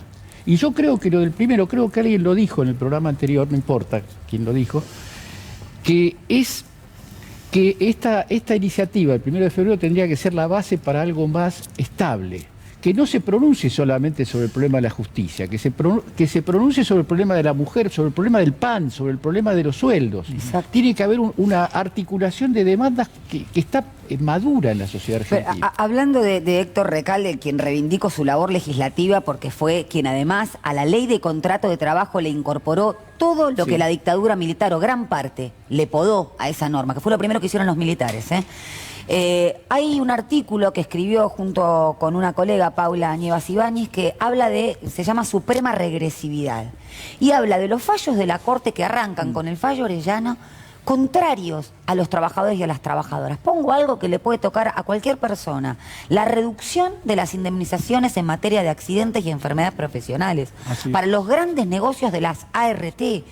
Entonces, Recalde, por supuesto, es un gran enemigo de Mauricio Macri porque desde siempre reinstaló en su labor legislativa. Además, fue un férreo defensor del derecho del trabajo tal como lo conocemos, con historia y con los pies en el barro también, ¿no? Porque hay muchos académicos que hablan del derecho al trabajo y no saben lo que es un gremio. No es el caso. A ver, señor director, un poco apuntando a lo que señalaba Natalia, este tuit que vamos a compartir de Mariano Recalde, unos días antes de la reunión donde el ministro de Trabajo de Vidal decía: si pudiera tener una Gestapo para terminar con los gremios lo haría. Macri atacaba a Héctor Recalde. Durante 4 años persiguieron y hostigaron a todo aquel que defendiera los derechos de los trabajadores, ¿no? Y ahí tenemos un artículo del diario Clarín. Héctor, digamos que en ese momento era presidente del bloque del Frente para la Victoria, sí. Por eso les molestaba, porque era el presidente del bloque, el laboralista más importante del país, encima era el presidente del bloque que les impedía a ellos consolidar las leyes que iban a flexibilizar los derechos laborales. Eso es... Que ya estaban instaladas en Brasil. Pero esto se puede tomar como parte de algo mucho más sistémico e importante. Es decir, los derechos de los trabajadores estaban en la mira del expresidente Macri. Los derechos directamente de amplios sectores de la sociedad, en materia tarifaria, en materia de inclusión social. Recuerdo también todos los recortes que se hicieron en los ministerios vinculados a todos los programas sociales. Fue casi de inmediato que se hizo toda esa cantidad. Las pensiones por discapacidad. Todo eso arrancó rápido. Olvidamos, pero eso apareció rápidamente. Ahora, la pregunta sería esta: a medida que pasa el tiempo y cada vez tenemos más información y más detalles, ¿no pareciera como que el gobierno del expresidente Macri, el propio Macri, pensó que iba a ser impune eternamente? Claro. Digo, no hay una especie de... Sí, hubo mucha torpeza. Por eso digo, o lo llamamos torpeza o lo llamamos sensación de impunidad. En la ejecución, las dos cosas. En la ejecución, la manera acelerada o la forma desembosada y obscena. Hay una mezcla de torpeza y impunidad. Es impune. No es que pensó que iba a ser. Hasta aquí, perdone, disculpen esta mirada un poco drástica, pero hasta acá gozan de la más absoluta impunidad de Mauricio Macri para abajo. Totalmente. Todos. Entonces no es que él se preparó, él efectivamente, por ser, como dice muy bien Rocco Carbone, como decía Natalia la semana pasada, meten en lo legal lo ilegal y las aguas de esa divisoria quedan absolutamente subsumidas, ya nadie sabe. Entonces, Milagro, ¿por qué está donde está? ¿Cómo es el tema de los juicios de Milagro Sala? ¿Qué es lo dramático de que dos ponen ministros... la corte un fiscal, claro, no le permiten producir pruebas? Entonces, ¿sí? ¿Quién lo decide? ¿Un diario? ¿El título de Clarín? ¿Perfil haciéndose el neutro? ¿Por dónde pasa eso? Hasta aquí gozan de impunidad, como gozan de impunidad jueces y juezas que han sido denunciados. Gozan de la más absoluta impunidad. Por eso el Primero F requiere de que toda la ciudadanía, no importa en qué partido político, no importa quién hayas votado, no importa si crees en algún Dios o no. Pero Liliana, lo que yo digo es, ¿esto solo le preocupa a quienes forman parte del Frente de Todos? ¿O le preocupa a un sector de la sociedad nada más? ¿Qué pasa de la vereda de enfrente en términos políticos? No, yo creo que hay mucha gente de otros partidos a los cuales les importa. No creo en esa teoría de que entonces todos son malos, todos son... No, vos sabés que yo creo que no. ¿Que no les importa? No, yo creo que ellos cuando atacan la democracia, atacan los sindicatos, le están dando respuesta a su base electoral. Yo creo que hay un importante sector de la población argentina que piensa como ellos, si no es inexplicable. Si no es inexplicable la impunidad. Si no hubiera... La impunidad está sustentada en varias cosas, pero también está sustentada en un apoyo popular genuino y legítimo que ha sacado Cambiemos, que es inexplicable desde el punto de vista nuestro, pero que tiene que ver con el retroceso que ha tenido el campo nacional y popular del 55 para acá, que ha sido sistemáticamente atacado y sistemáticamente se le ha construido un sentido común a la gente que los sindicalistas son todos chorros, que los políticos son todos chorros y que no sirve para nada, que el Estado no sirve para nada y me quiere robar. Creo que es muy importante tener en cuenta eso. Cooptaron la justicia. No hay que subestimar ese detalle. Siempre hubo un 40. Porque si no, ¿cómo te explicás vos ¿cómo te explicás vos los resultados electorales en el interior profundo de la Argentina? Es inexplicable si no es que una parte de la sociedad piensa como ellos. Y yo lo escucho todos los días en el lugar donde vivo. Carlos. No, sí, en primer lugar la explicación a esto que vos estás planteando, Pedro, tiene que ver con la manipulación, claramente. Claramente. Y en sintonía con lo que decía Liliana, que comparto plenamente lo de impunidad, aclarando que no es una sensación de impunidad, sino como ella dice, es impunidad real. Y esa impunidad a este grupo de delincuentes estaba garantizada antes de ganar las elecciones en el 2015. Se le garantizó, el poder real le garantizó la impunidad de todo lo que iban a hacer. Lo hicieron. Y hoy está en la angostura Macri con el vicepresidente de la Corte. Y Larreta también está ahí. Pero por supuesto, y después va Larreta, porque esa impunidad la garantiza el poder real. Es un tema muy complejo. Evidentemente, si no desarmamos las causas de la impunidad, va a continuar. Y para mí, el otro aspecto de la marcha del día primero, y quiero aclarar que hay otro sector en el que también me incluyo, pues estoy muy inclusivo, me incluyen los dos. Estás en todos los subconjuntos. Estoy en todos los subgrupos. En realidad hay un sector muy importante que sí va a reclamar lo no hecho. Claro. Porque se prometió una reforma que no se hizo. Pero no es incompatible un reclamo con el otro, porque como decía Natalia, si el 80% de la población descree su justicia, entonces seamos amplios en este sentido, inclusive en muchos, y bueno, y la gente se va a quejar y también la gente va a apoyar. Y me parece a mí que el gobierno lo tiene que interpretar de las dos maneras. ¿Y qué pasó hace 20 años también? Yo voy a plantear dos temas, si me permiten. Sí, sí. Yo creo que todo lo que hemos estado discutiendo acá... ¿Estás haciendo como un análisis / reflexión? Sí, estoy haciendo análisis / reflexión y en algunas cosas reivindicar al gobierno. Porque creo que todo lo que estuvimos discutiendo acá, el espionaje ilegal, es porque se tomó una política de Estado el día que se asumió el gobierno, donde se planteó que el presidente y la vicepresidenta iban a ir contra los fondos reservados de la Agencia Federal de Inteligencia. No es poca cosa. Gobernar sin fondos reservados es decidir no pagar sobres ni a periodistas ni a jueces. Vamos a hablar claramente de qué se tratan estas cosas. Y muchas veces esa mano de obra que está desocupada ha generado accionares para querer mostrar la debilidad de un presidente. Yo puedo decir que el día que se sublevó la policía de la provincia de Buenos Aires, esos que se agolparon frente a la quinta presidencial de Olivo, era mano de obra desocupada. Yo puedo decir que cuando el presidente fue al Bolsón y le rompieron los vidrios de la camioneta, era mano de obra desocupada. Y el presidente se la bancó y siguió trabajando sin fondos reservados, porque lo que le estaban reclamando los espías era: no vas a poder continuar. Entonces, digo, porque también entra dentro de la reforma judicial que no haya más espionaje ilegal sobre las personas, para que no haya causas judiciales armadas. Punto, empiezo por ahí. Creo que efectivamente hace falta una reforma judicial. Las leyes fueron enviadas al Congreso. No tengan dudas que fueron enviadas. Y fueron enviadas inmediatamente que empezó el gobierno. Ahora, si no las sacamos es porque no nos dieron los números.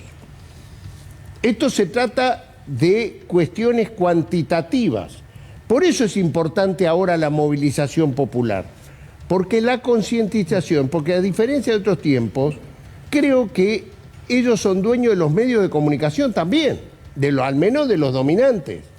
Entonces ahí es donde generan las estigmatizaciones, las naturalizaciones, los repartos de académicos y no académicos, quiénes son la buena prensa y quiénes son la mala prensa. Entonces, en ese clima, hubo un gobierno que asumió con esta situación, con un poder judicial cooptado por el poder económico, por eso sucede lo que vos describías, Liliana, que es la impunidad de los que hicieron esto, porque la corporación judicial no se protege, no los investiga. Ahora, también nos dejaron el otro cepo, que es el económico. Nos dejaron un endeudamiento que lo único que tenemos que bregar nosotros es mantenernos unidos el frente de todos, porque en la división está que la posibilidad de que el Fondo Monetario nos imponga las recetas que intenta imponernos. Si no hemos cerrado con el Fondo Monetario Internacional, es porque no ha sido ninguna posibilidad de mejora de nuestro pueblo. Lo que está haciendo el gobierno es tensionar, que es lo que corresponde. Al menos yo como peronista me parece perfecto que haya un gobierno que tensione. ¿Y cómo tensiona el gobierno? El presidente de la Nación, siendo presidente electo, decidió con Donald Trump gobernando, sin pensar que iba a perder la elección con Biden, decidió abrazar a Evo Morales y Álvaro García Linera cuando intentaron matarlo. ¿Ustedes creen que el presidente no sabía en ese momento, el presidente electo, a quién se estaba enfrentando? ¿No sabía que tenía una deuda con el Fondo Monetario Internacional y en lugar de ir a chuparle las medias a los que manejan el poder internacional de la economía, decidió abrazarse a ese golpe de resolverle la vida, a ese golpe de Estado que intentaban dar los que manejan el Fondo Monetario Internacional? Entonces, si un presidente decide y toma esa decisión y luego decide cruzarse en medio de la campaña y abrazar a Lula para visibilizar ante el mundo el lawfare y la detención ilegal de un presidente, ¿ustedes creen que ese tipo que hace esas cosas nos va a entregar con el Fondo Monetario Internacional? No, terminantemente no. No tenemos un presidente débil, tenemos un presidente que en libertad, en democracia, ha decidido gobernar sin los servicios de información que no hagan espionaje ilegal y ver cómo vamos resolviendo la situación del endeudamiento y de un valor mejor de justicia. Efectivamente, en el servicio de justicia estamos mal, no estamos bien, por algo, y creo que la movilización popular tiene que hacernos tomar conciencia, pero que eso se traduzca después en decisiones del Consejo de la Magistratura. ¿Ustedes se creen que nosotros no tenemos voluntad política de proponer la terna que suplan a Bruglia y a Bertuzzi, que ya están caducados? No tenemos los 9 votos para proponer la terna de cada uno de ellos al presidente.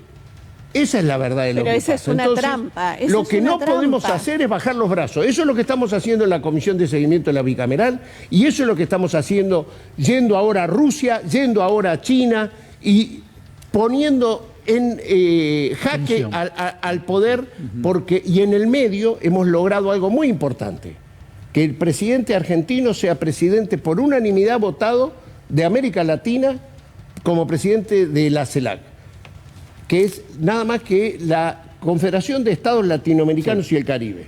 Con esa presidencia viaja el presidente a Rusia, viaja el presidente a China y con esa... Yo te puedo hacer una pregunta, ¿puedo, Julián? Sí, por supuesto, perdón. Vos escuchás lo que la gente dice en la calle y la sensación, cuando hablamos del dolor país, hay una sensación de que esa voluntad política que vos describís en el primer tiempo estuvo, y también está la sensación de que lo que se está haciendo no es suficiente. No tengas duda, por eso perdimos las elecciones. Y que hay cosas que podríamos, claro, y que hay cosas que se podrían hacer y no se están haciendo, y no hay dónde discutirlas. Y esto es grave, Eduardo. Me parece que aquí entonces... Yo estoy en todos los lugares donde hay que discutir. O sea, nadie discute esto que vos estás diciendo, por lo menos seguramente no quienes estamos en esta mesa.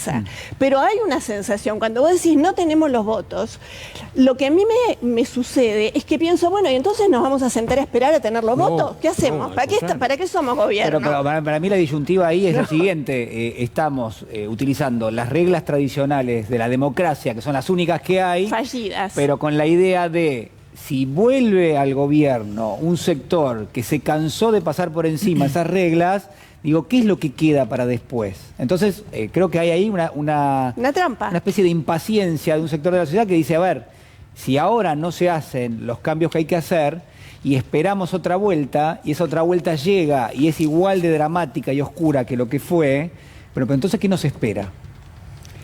Nos espera que ganen las elecciones dentro de un año, en el 23, y que volvamos a tener a Macri presidente. Eso es lo que nos espera. Yo creo que el 1 de febrero Disculpame, apunta pero exactamente en la Yo no estoy de dirección acuerdo con lo contraria. que dijo Liliana. ¿Qué? Yo lo que digo es que lo del 1 de febrero, volviendo a ese punto, tendría que ser, o tendríamos que intentar y trabajar para que sea el comienzo de una recuperación de capacidad de movilización popular, porque finalmente ese es el vacío. Yo entiendo y comparto 100% lo que dice Eduardo. Ahora, eso no se opone a que No tengo duda. con las presiones, con la herencia, con las cosas que ocurrieron en este país en los años de Macri, hay mucho dolor en la sociedad. Con todo esto hay mucho dolor en la sociedad. Y el espacio me parece que hay que asignárselo a la movilización Y popular mucho para despojo. llenar ese bache. Hay mucho despojo. Yo creo que el gobierno se ha puesto en movimiento. Me da la impresión que tenemos que analizar muy seriamente, no tiene nada de ingenuo el viaje a Rusia y a China. Y me parece que ahí hay que poner un ojo, porque con todo lo que decía Eduardo, de la CELAC, del marco regional y todo lo demás, y que tomemos la decisión de ir en este preciso momento a Rusia y China, y que tomemos la decisión de lo del 1F, que esté la gente en la calle, significa que el gobierno se está moviendo y que realmente pueden surgir cosas distintas en estos 2 años de mandato, que algo tenemos que cambiar, porque si no pasa lo que dice Liliana, perdemos las elecciones. Ya perdimos 4 millones de votos en las últimas elecciones, y tenemos que mejorar el poder adquisitivo de nuestra población. Tenemos que controlar los precios, Eduardo. Hay que poner hincapié en el... Eso es lo primero, el poder adquisitivo del salario. Fundamental. Este es un gobierno peronista, no podemos tener salario de 50.000 pesos. Pero tenemos un empresariado que todo el tiempo juega en contra. La pandemia macrista, como bien dijo Cristina, y después vino la pandemia. Por supuesto. Sí, por sanitaria. supuesto, pero en el medio de la pandemia, según dijo Cristina, achicamos 2.1 del PBI y dimos 3 IFE que son 3 empanadas. Digo, pongamos las cosas en contexto, porque si no, no vamos a entender lo que pasa electoralmente. Y nosotros dependemos del voto popular, no de otra cosa. Ellos tienen el poder real. Ese no va a elecciones nunca. Nosotros vamos cada 2 años. Si no entendemos eso, que vamos cada 2 años... No, bueno, pero también tenemos que entender lo que estamos haciendo. Porque si no, parece que solo vamos de acto electoral en acto electoral.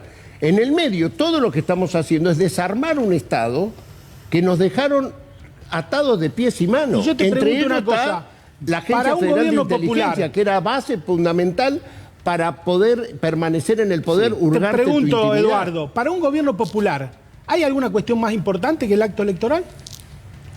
El acto electoral... No hay, porque llegamos al Es el gobierno por motivo eso. por el Pero cual, a ver, no, hay una gestión de todos los días. ¿En hay una función de qué la exactamente. gestión? Bueno, pero a ver... En De que función la del gente- acto electoral. No, de de que la te gente vota. esté Mejor. La grandeza de la que la patria y gente la esté felicidad del mejor, pueblo. Pero en esta- No, las Bueno. elecciones son instrumentos, no se puede En esta colocar mesa- a las elecciones como el núcleo No, en esta excluyente de mesa la se lo ha democracia. criticado el presidente de la Nación muchas veces. Siempre ha sido con respeto, pero también teniendo en cuenta lo que había pasado en la Argentina en los últimos años. Me parece que esa mirada retrospectiva está siempre. Digo, hablamos permanentemente de lo que ha pasado porque los siglos de lo que pasó llegan hasta nuestros días y se proyectan hacia adelante. No porque tengamos ganas, porque lo que vemos es que eso tiene, en términos generales y generacionales, va a tener un impacto enorme hacia adelante. Entonces, ¿qué pasa con la justicia? ¿Qué pasa con la economía? ¿Qué pasa con la situación social? No se puede revertir rápidamente. ¿Por qué? Bueno, porque la realidad es que cada vez que la Argentina tiene una crisis, deja un piso de pobreza e indigencia que después se va los gobiernos, acumulando. cuando llegan, se mostraron sumamente incapaces de sacar a toda esa gente. Entonces va quedando. Entonces cada vez hay más gente pobre y más gente indigente. Y uno dice, bueno,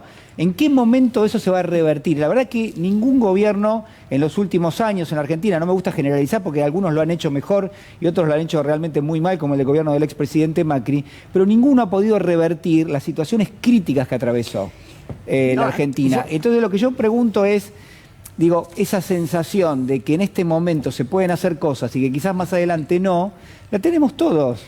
Y la pregunta es, bueno, ¿cómo el gobierno va a seguir hacia adelante? Yo no coincido con respecto a que, por supuesto que se van sumando capas estructurales de pobreza y demás, pero por algo el kirchnerismo también fue el enemigo de la derecha, porque ha logrado revertir, después de la aplicación de todos y cada uno de los mandatos del consenso de Washington, de la especulación financiera, de la venta de los patrimonios Bueno, yo del Estado. a eso suscribo. A eso que vos decís, esos 12 suscribo. años, ¿por qué vuelven a arrancar, que para mí, o sea, tanto Néstor y Cristina Kirchner remontaron las banderas del peronismo a decir que con los 70 años del peronismo destruyeron este país? Yo creo que por eso también hay que volver al tema de la justicia. ¿Por qué? Porque esa justicia se ha partidizado también. O sea, nosotros no queremos exterminar o destruir, lo digo nosotros como peronistas y como kirchneristas, no queremos destruir ese enemigo. Por el contrario, que las reglas de la democracia funcionen. Ese es el tema, me parece. Por eso realmente del otro lado es difícil hasta que no le toquen el bolsillo a la clase media. Por eso decía, hace 20 años atrás, cuando la misma Corte declaró la constitucionalidad del corralito, yo estaba, marchábamos los que pedíamos por un plan de producción y también aquellos que podrían por sus propios ahorros. Esto es, volver a las reglas del juego de la democracia, del Estado de Derecho y del verdadero discusión de modelo de país. Igual entiendo lo que dice Pedro. ¿Y por qué? Porque todo esto que estamos discutiendo, yo creo que le interesa a un sector importante de la sociedad. Pero al mismo tiempo hay personas que se levantan a las 6 de la mañana que tienen que ir a trabajar, que ya están durmiendo ahora y que la verdad que lo que piensan es en lo inmediato, como todos nosotros, si nos faltara el alimento en la mesa. Entonces, digamos, a mí me falta para darle de comer a mis hijos, que pienso solamente en eso, en conseguir trabajo, en que no me suban las tarifas, en tener la posibilidad de ir progresando y muchos socialmente. De ellos están endeudados y muchos de ellos están endeudados. Para poder llegar a fin de mes ya contrajeron pequeñas deudas. Los 12 años de kirchnerismo se explican porque la gente vivió mucho mejor. Y para que la gente viva mucho mejor, Cristina tuvo que enfrentar a las corporaciones y tuvo que complejizarse su vida personal. Ese es un problema central en el que decida levantar las banderas del pueblo argentino, el que decida liderar esta etapa, debe estar decidido a complejizarse su vida personal. Muchos de nuestros funcionarios no están decididos a complejizarse su vida personal y quieren decir, por eso cuando Cristina dijo que hay funcionarios que no funcionan, se refería a ese aspecto. Y además debemos tener en claro una cuestión. Necesitamos que la gente viva mejor para que la gente nos vote. No hay que subestimar la cuestión electoral. Es un instrumento. Que la gente viva mejor y después con motivo de eso te van a votar. Y obviamente pero sería muy mezquino decir uno que con motivo de eso yo hago esto. Creo que la justicia social es el principio básico de quienes que estamos gobernando. No tengo ninguna duda. El aumento del salario debe ser una condición indispensable en este momento. Nosotros perdimos la elección porque el segmento que más sufrió la crisis de la pandemia, que nos había votado, decidió no votarnos en las PASO y decidió acompañar en parte en lo que fue la primera vuelta, ¿no? O la elección final. Pero es cierto que ahí está la realidad. Ahora, en el medio tenemos que resolver lo que estábamos hablando antes. ¿Cómo se resuelve el Fondo Monetario Internacional? Bueno, yo lo que expliqué es que para poder enfrentar ese terrible elefante que nos dejaron para aplastarnos, estamos llevando a cabo una estrategia. El viaje a Rusia y el viaje a China no se inventó de un día para el otro. Hace un año que se viene trabajando ese viaje. No es que lo sacamos de la galera para ahora demorarlo del fondo. No, es una política que se fue llevando como la política que se llevó en Latinoamérica. Digo, empezó desde... Uno no hace la política internacional que quiere. Hace la que le toca hacer en el momento que le toca gobernar. Cuando nos tocó gobernar a nosotros, el 10 de diciembre del 2019, estaba Bolsonaro recién asumido, Piñera ni pensaba irse, la calle Pou acababa de asumir en Uruguay, en Perú ni se pensaba que iba a venir Castillo, estaba todavía aspirando Fujimori, en Colombia acababa de asumir Iván Duque y siguen las fuerzas. Entonces, yo les quiero decir, después cambió la realidad, ganó Biden, después empezó a desmoronarse Bolsonaro con el ascenso, con la libertad de Lula. Chile entró en una convulsión social muy positiva para nosotros, pero que era impensable al momento que asumimos el gobierno. Por eso me pareció que rescatar lo que se hizo en aquel momento, cuando estábamos rodeados de los otros, no de los que piensan como nosotros, no era para alguien que es cobarde, era para alguien que decía voy a enfrentar el monstruo del Fondo Monetario Internacional desde mis convicciones y de mi masa crítica. Eso es lo que yo quise al menos... Carlos. Sí, todos debemos haber visto hace poco, un día, el mensaje de Lula, la filmación donde él muy emocionado habla de su candidatura y me impresionó, pero sobre todo el final, ¿no? Y yo recomiendo que el que no recuerda el final lo vuelva a ver, porque él sobre el final dice, se refiere a las promesas como candidato a presidente y termina diciendo, empezando sobre su propia pobreza cuando era niño, y luego termina diciendo, todo lo que uno promete, dice, cuando yo prometo, después no le puedo decir a la gente no puedo hacerlo. Claro. Me impresionó la forma de decirlo. Y quiero agregar algo respecto de, Eduardo contaba recién las dificultades que hay cuando faltan los votos para un cambio, para alguna modificación. Claro, el Consejo Lo cual es así. En esos lugares institucionales Muy que bien. la gente conoce poco, Perfecto. hasta quienes la integran, ¿viste? Sin duda. Entonces, Y a eso, Julián decía que son las reglas de la democracia, ¿de acuerdo? Sí. Y yo pensaba que efectivamente son las reglas de la democracia y voy a dar dos ejemplos que están vinculados a la decisión política, porque en última instancia, si las reglas de la democracia significaran que no podemos hacer ningún cambio, estamos fritos. no, claro. ¿Correcto? Dos ejemplos históricos. Uno, muy breve, Néstor Kirchner, cómo resuelve con las reglas de la democracia el problema de la Corte Suprema. Lo denunció, juicio político, cambiaron la Corte, tuvimos los juicios por delito de lesa humanidad. Y se hizo con las reglas de la democracia. En segundo lugar, la aplicación que yo mencionaba al principio de las leyes, que yo decía se puede porque hay legislación que ni siquiera conocemos. Los jueces no conocen. Claro. Hay muchos jueces que no conocen. Hay una convención, que es la Convención de Palermo, Convención de Naciones Unidas para luchar contra la delincuencia transnacional, delincuencia organizada transnacional. Es como si esa convención del año 2000, es como si estuvieran describiendo el macrismo. Y no está aplicada y no está dicha. Y son las reglas también de la democracia. Entonces, a lo mejor, por lo que vos decías, Julián, a lo mejor, cuando hablamos de reglas de la democracia, tendremos que ampliar el horizonte para ver qué incluyen. La decisión de Néstor Kirchner claramente fue democrática. Sin duda. Aplicar una convención contra la mafia, que así se generó, que tiene un protocolo, tiene dos protocolos, pero uno de ellos es para combatir el tráfico ilegal de armas y municiones. ¿Le suena a Bolivia? Entonces, tenemos elementos que son parte de la democracia. Empecemos a usarlos. Sí. No, me parece que es importantísimo retomar, y Edgardo seguramente sabe de esto mucho más que yo, el tema de la ley de medios. Porque lo primero que hizo el macrismo, fue terminar de destruir esa ley de medios. Y yo te escuchaba, Eduardo, con atención, cuando decís, la gente no sabe en esos lugares institucionales, ni siquiera sabe quién está. Y hay una enorme responsabilidad en los medios, porque la comunicación es un derecho. Y mientras no tengamos una ley de medios adecuada, mientras no terminemos con estos monopolios que son reductos donde hay un nivel de operación realmente gravísimo, son delincuentes, diría el doctor Rosansky, realmente cometen delitos. Y esto es urgente y es importante. No es algo que hay que esperar terminar con esto para entonces atender esto otro, porque va en paralelo. De verdad la gente no tiene la menor idea de qué es lo que está sucediendo. Y es fundamental que haya medios que lo cuenten. Eduardo. Es muy importante visibilizar a esas personas que se manejan muy bien en lo palaciego para obstruir voluntades populares. Sebastián Di Stéfano, sin ir más lejos, este señor que estamos viendo, lo mejor que hay que hacer es mostrar la cara de él. Porque el poder de ellos se diluye cuando se los conoce.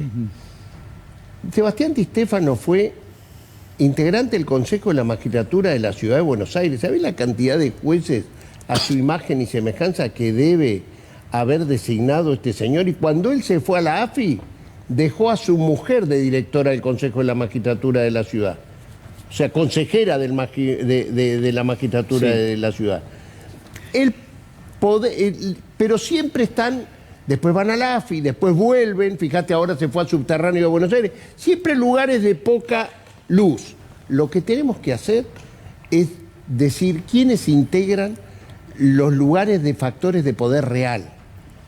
Porque, como dice Pedro, nosotros discutimos, cuando vamos en campaña ponemos la cara, la honra, la deshonra, nos deshonran, pero ponemos todo en juego, y las maquinarias del poder mediático nos hurgan y nos deshurgan de toda la vida, ¿no?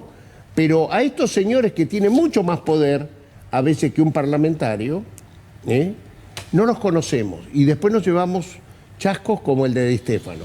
Hay que empezar a mostrar las luces, quién es quién y cómo se hacen las componendas para que permanezcan en la judicatura gente que no debe permanecer y para que destituyan a quienes no deben destituir. Hay que poner la lupa, porque cuando vos le pones la lupa, empiezan a esconderse y a no hacer las cosas que malignamente han hecho. Y si no, quedan prófugos en Uruguay.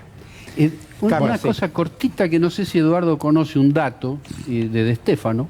Cuando Di Stéfano era miembro del Consejo de la Magistratura, designa a un señor, a un joven, no me acuerdo el nombre, creo que era Siri, pero se puede googlear. ¿Y saben quién era ese hombre? El que él designa en el Consejo de la Magistratura. Era el segundo de Angelici en una offshore en Panamá con poder de decisión. ¿Se entiende? Eso es Yo mafia. lo único que entiendo es que los personajes se van repitiendo permanentemente. Sí. Otra puntualización interesante que se podría hacer es que estamos hablando de democracia, de elecciones, de reglas de juego, pero hay una palabra que se usa y yo la pondría en el centro, que es el problema del poder. La democracia es una forma de poder también. Nosotros tenemos un gobierno que lo votamos y lo apoyamos. Ahora, ¿qué grado de poder tiene? Una vez le preguntaron a Cristina esto y dijo, el presidente tiene, creo que dijo un 25-30%. Eso es una fórmula matemática que es de ocasión, yo no me quiero agarrar de esa cuestión. Pero quiero decir, el problema que tenemos es la acumulación de poder democrático, la acumulación de poder, no solamente exigir al gobierno que tome decisiones, que yo creo que está bien hacerlo y la crítica es parte del apoyo también en la crítica. Pero lo del 1 de febrero está marcando un punto de inflexión, o podría estar marcando un punto de inflexión. Salir de la pasividad, de la queja y estar en la calle. Y estar en la calle, inventar consignas, inventar políticas para salir de este atolladero, porque lo que viene ahora no es más suave, lo que viene ahora, por lo menos la imagen que yo voy teniendo de la política de Estados Unidos y del Fondo Monetario, vienen cosas muy duras para nosotros. Coincido mucho con lo que dice Edgardo, yo creo que es una cuestión de poder. ¿Quién era Giulio Andreotti que decía que el poder desgasta más cuando no se tiene? Y yo creo que es así. Yo creo que la clave está ahí, en discutir el tema del poder. Y la justicia está directamente vinculado con el tema del poder. Y nosotros tenemos un solo arma para discutir el poder, que es la movilización popular. No tenemos otra. El voto y la movilización popular. Y para que la gente se mueva, nos crea y todo lo demás, la gente tiene que vivir mejor con nosotros que como vivió con la derecha. Eso es clave. Si no, todo lo que sea es cartón pintado. Bueno, pero entonces ahí se abre todo un interrogante, ¿no? Porque realmente las condiciones para que la reproducción material de la vida se dé y cada vez se den mejores condiciones, la verdad es que, primero, el mundo plantea muchísimos interrogantes. Como decía Valdés, los socios comerciales, cómo se van armando los bloques también. Tercero, hay cuestiones que el gobierno, sinceramente, no ha podido, por lo menos hasta ahora, tener una gestión exitosa. Frenar la inflación, algo tan, uno podría decir sencillo, pero tan complejo al mismo tiempo. Digo, la Argentina, si uno lo mira en términos históricos, realmente tiene un problema con la inflación. Pero no es un problema con la inflación, es un problema con la distribución del ingreso, me parece. Y las presiones que surgen de esa discusión. Es que volvemos a lo mismo. ¿Cómo se distribuye la riqueza que genera una nación? Bueno, para mí eso no es un problema, al contrario, eso muestra una sociedad que es sana en términos de la discusión. Es decir, hay otras sociedades donde uno ve que eso no se da. Y vamos a ver ahora con la inflación en el mundo, a ver cuántos países tienen un sistema de paritarias donde se pueda discutir un salario. Justamente, déjame decir esto, Julián. Por eso también atacan a la negociación colectiva, porque es la forma de distribuir riqueza en el seno de las relaciones productivas de trabajo. Y eso en Argentina tuvo mucho vigor para hacer ese reparto de poder social. Ahora, yo coincido con Pedro en esto. Es decir, uno puede buscar los medios para que esa reproducción material de la vida sea mejor y las familias tengan más acceso. Ahora, también hay una responsabilidad del Estado. El Estado es el que le va a cobrar impuestos a aquella persona que tiene recursos para pagarlos y se los va a dar a aquella que no tiene. Entonces, que yo a esa que no tiene, encima le haga la vida más difícil, que no tenga las soluciones que el propio Estado puede ofrecerle, ahí hay una complicación. Es decir, entonces, si yo tengo a alguien que no le va a cobrar impuestos a los ricos, después yo sé que a los pobres no le va a poder dar mucho. Mira, es una ecuación bastante sencilla. Mira, Julián, acá tengo la resolución de donde se van miles de millones de dólares, que es el famoso tema del pesaje de nuestra deportación. Así es. La resolución 2020 del 31 de agosto del 90, que todavía está vigente y que permite que nuestros buques se vayan sin pesar. Por más de lo que digan algunos funcionarios, alguna gente dice, no, en el puerto hay balanza. Sí, por supuesto que hay balanza en el puerto, en la verdulería también, pero el problema es quién la maneja la balanza. Ese es el tema clave de esa situación. Totalmente. Acá se van millones de dólares y no pesamos. La Argentina, el problema central que tiene, yo siempre digo, es una cuestión del detalle. El detalle es más importante que el concepto en la Argentina. El detalle del bolillero de Ubeira. Es el detalle de la balanza que yo planteo. Es un país sin controles. Es un país que no se puede controlar absolutamente nada. Y pesar y medir es ideológico. No es una cuestión ideológica. A ver, eso no es intervención del Estado. Eso no es participación del Estado en la economía. Pesar y medir es una cosa que tiene que ver con la naturaleza de cómo se hace la actividad económica. Pero también con el Estado, que justamente todo lo que decís gira en torno a un problema que es la debilidad del Estado argentino, que no es un tema casual. El Estado fue debilitado a través de una política pública. décadas. Debilitar al Estado es una política pública. Sí. Porque una política pública es todo lo que el Estado hace. Y lo que no hace y mira para otro lado también es política pública. Claro. Exacto. Eduardo.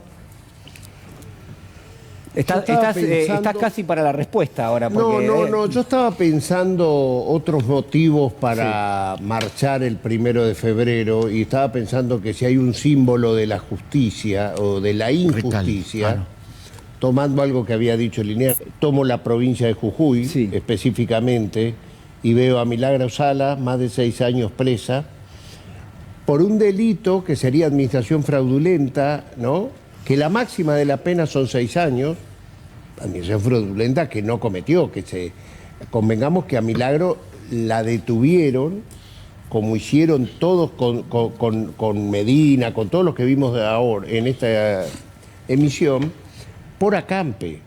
No existe el delito de acampe. Y fue tan atroz lo que hicieron en ese momento que Amnesty International, Human Rights Watch, la Comisión Interamericana de Derechos Humanos repudiaron la detención de Milagro Sala y le metieron otras causas con la anuencia de Gil Lavedra y unos estudios jurídicos poderosísimos de Buenos Aires que también servían para contestar a Amnesty, a los organismos internacionales.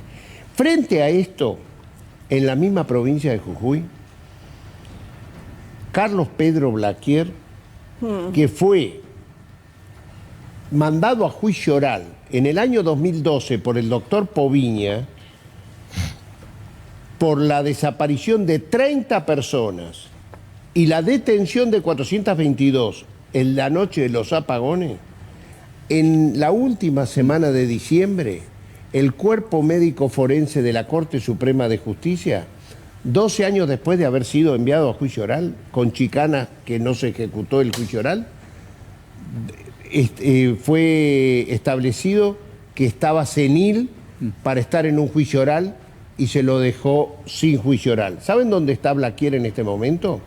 Está festejando con un barco 6 estrellas en el puerto de Punta del Este, donde hasta el presidente Lacalle Pou estuvo en su barco y se sacó fotos, la vimos los otros días. Esto es otro de los motivos para ir el 1 de febrero y mostrar lo que es la justicia en su máximo poder, la Corte Suprema de Justicia. Porque lo que estoy diciendo es el Cuerpo Médico Forense de la Corte Suprema de Justicia.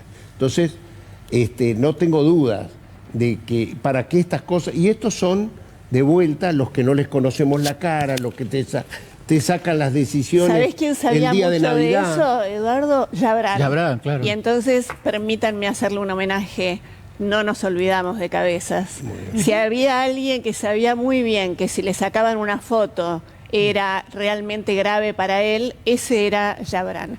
No nos olvidamos de Cabezas y quiero decir además que el día sábado en Perfil el director puso una foto de Cabezas al lado de una foto de Nisman y se permitió, faltándole el respeto a Cabezas, hacer toda una teoría acerca de la filosofía de la muerte.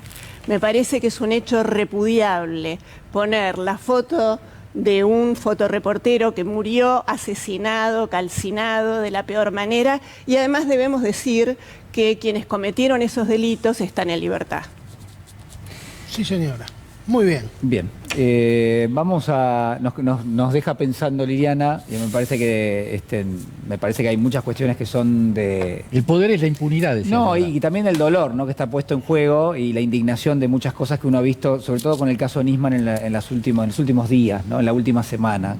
Cuántas cosas se han visto, cuánto se ha escrito, y qué grado de confusión se quiere generar en una parte importantísima de la sociedad. Bueno, te voy a dar una primicia, uno de los ingresos a la Casa Rosada es de Sandra Arroyo Salgado, en lo que vimos, ¿no?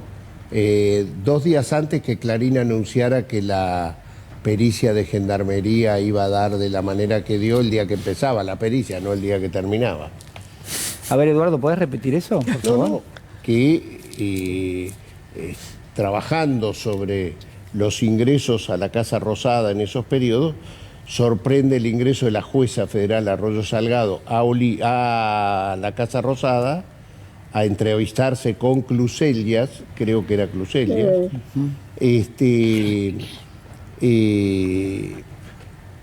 2 días antes que se anunciara en el Gran Diario Argentino que la pericia de gendarmería, esto es público, porque Julio Blanque fue creo que el que escribió esa nota, supo antes de que empezara la pericia cómo iba a terminar la pericia. Lo que no sabíamos era que 2 días antes de esa publicación está el ingreso de Sandra Arroyo Salgado a la Casa Rosada. Bueno, ¿les parece que hagamos una pausa? Vale. Porque me está pidiendo el señor director hace un tiempo. Sí, a ver, Eduardo. No, está bien. Le pedimos al señor director que nos baje un poco el aire. Si no que me traiga una campera. Pasó nada más que 1 hora y 45 minutos. Estamos pidiendo. Hay un aire que está bajando bastante frío. Vos, Eduardo, querías agregar algo. No. ¿Cómo? Yo voy a reivindicar a una persona, Victoria Donda, porque tiene que ver con esto, pues yo nombré a Sandra Arroyo Salgado y la verdad es que cómo el poder decide sin ninguna ética de por medio cuando te absorbo y cuando te enfrento. Arroyo Salgado era quien tomó la decisión de hurgar en las prendas íntimas de Marcela Noble la posibilidad del ADN de quienes estaban buscando hijos desaparecidos. En ese momento, Victoria Donda, que es una persona nacida en la ESMA de familiares desaparecidos y de una historia, criticó fuertemente esa acción de la jueza, ¿no? Hoy, que cambió, pareciera... Sandra Arroyo Salgado es una protegida del diario Clarín, la estigmatizan a Victoria Donda. Fíjate vos cómo cambian el mostrador, ¿no? Y cómo se hace construcción, ¿no?, en torno a eso. Son las injusticias de la vida. Al señor director, ahora sí, ¿le parece que hagamos una pequeña pausa y ya regresamos?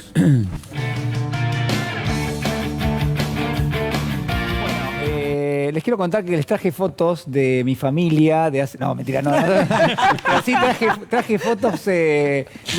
yo tengo de esta época también, ¿no? Hace bastante tiempo. No, vos. No, vos no. No. Yo tengo de mis padres, de mis abuelos. Bueno. En esta Mar del Plata que ustedes van a empezar a ver ahora y que nos remite a, creo, un elemento central, ¿no? Como es la justicia social. Bueno, se hablaban también recién de los derechos de los trabajadores. Natalia Salvo, ¿qué estamos viendo? Además de estas fotos hermosísimas que obviamente tienen ya sus años y que lo que reflejan es un verano donde muchísimas familias, quizás por primera vez, ¿no? Conocían la playa, conocían Mar del Plata. Y tenían vacaciones pagas. Efectivamente, el 23 de enero de 1945, Perón, que era secretario de Trabajo y Previsión aún, decreta o establece a través de una resolución las vacaciones pagas, es decir, retribuidas. Recordemos que la primera conquista que hay del movimiento obrero es la limitación de la jornada, pero esos obreros no tenían vacaciones. Y tantas veces atrás de estas fotos están los cuadros de Santoro, que habla siempre del goce o del peronismo como la distribución de ese goce social. Y me parece interesante porque justamente es el derecho al ocio, al descanso, al disfrute. establecido incluso en la Constitución Nacional. Y a mí me parece central porque estas conquistas, esta ampliación de derechos también dieron lugar a un discurso que decía, del mismo modo que pasó con el aguinaldo, van a quebrar las empresas, va a fomentar la holgazanería, e incluso le comentaba recién a Julián que en las redes sociales hay quienes siguen diciendo que esto es una resolución de un gobierno dictatorial porque Perón asumió el 24 de febrero de 1946. Es decir, cómo intentan socavar y mellar continuamente estas conquistas sociales que fueron fundamental para lograr la justicia social y la igualdad. Eduardo.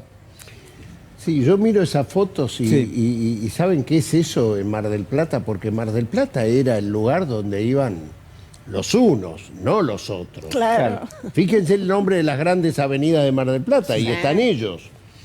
Esto era el aluvión zoológico, era lo mismo que el 17 de octubre del 45, que vinieron hacia la Plaza de Mayo. Esto que el pueblo fuera así a disfrutar de las playas de Mar del Plata, mucho tiene que ver Eva Perón ahí, ¿no? Que ella quería que sus descamisados vayan a los mejores lugares, no a los lugares de tercera. Y por eso construyó ahí cerquita, en Chapadmalal, se construyeron esos lugares de veraneo para que los chicos conozcan el mar.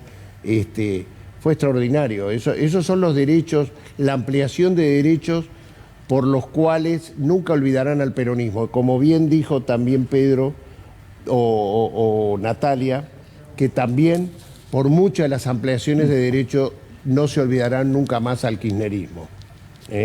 Son los momentos de la historia que abuelos, hijos y nietos se van pasando de generación en generación y saben cuándo fue la felicidad del pueblo, un pueblo que, como bien dicen ustedes, hay 40% o más bajo la pobreza. Pero en esos momentos fue donde tuvieron mayor dignidad, como dice Santoro. Liliana.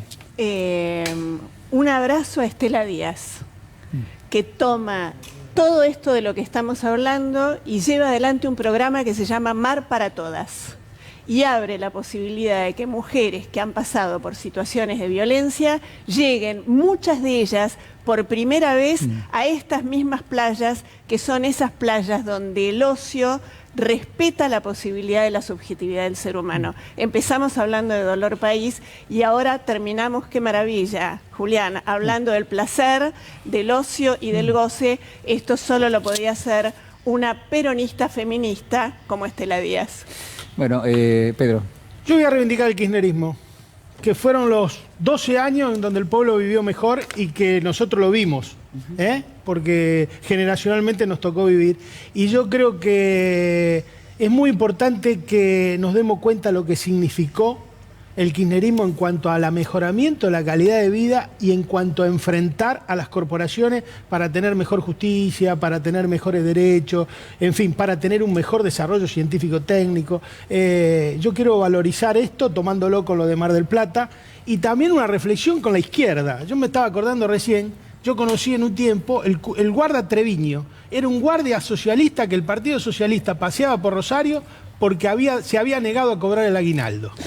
Entonces uno se explica, posta, Pero está muy bueno ese ejemplo. ¿Y cómo es? Está buenísimo. Posta. Era el obrero ejemplar que se negaba porque era una actitud demagógica del peronismo. Guarda cuando no entendemos los fenómenos. Era una actitud demagógica del peronismo cobrar el aguinaldo. Por claro, eso, él lo devolvía. Él era militante consecuente del Partido Socialista. O sea, el papel de la izquierda en ese momento, el no comprender los fenómenos populares, lleva a cuestiones como estas. Bueno, pasó ahora con el impuesto a la grande fortuna. Claro, yo me pregunto si algo de la izquierda de eso no se ha trasladado a hoy también. No, voy a decir que no. Que... Hoy la izquierda tiene otra posición. Yo creo que eso debería leerlo mejor el gobierno. ¿A cuál izquierda te referís? ¿A cuál izquierda? Por ejemplo, hago la misma pregunta. Yo creo que la izquierda es el kirchnerismo.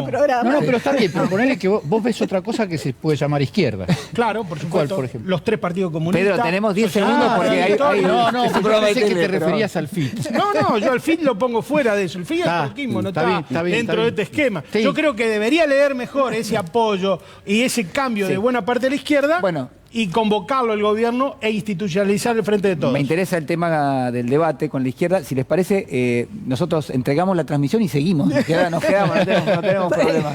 Sí, me encanta. Eduardo, Carlos, muchísimas gracias. No, un Han sido muy placer. amables. Solamente esta foto, que son conquistas sociales, es un dolor infinito y lo va a seguir siendo siempre para la derecha. Claro. 1 de febrero, el pueblo en la calle por una justicia democrática. Muy bien, muchísimas Muy gracias bien. a todos. Nos despedimos, nos reencontramos el próximo domingo. Cuídense. Chau.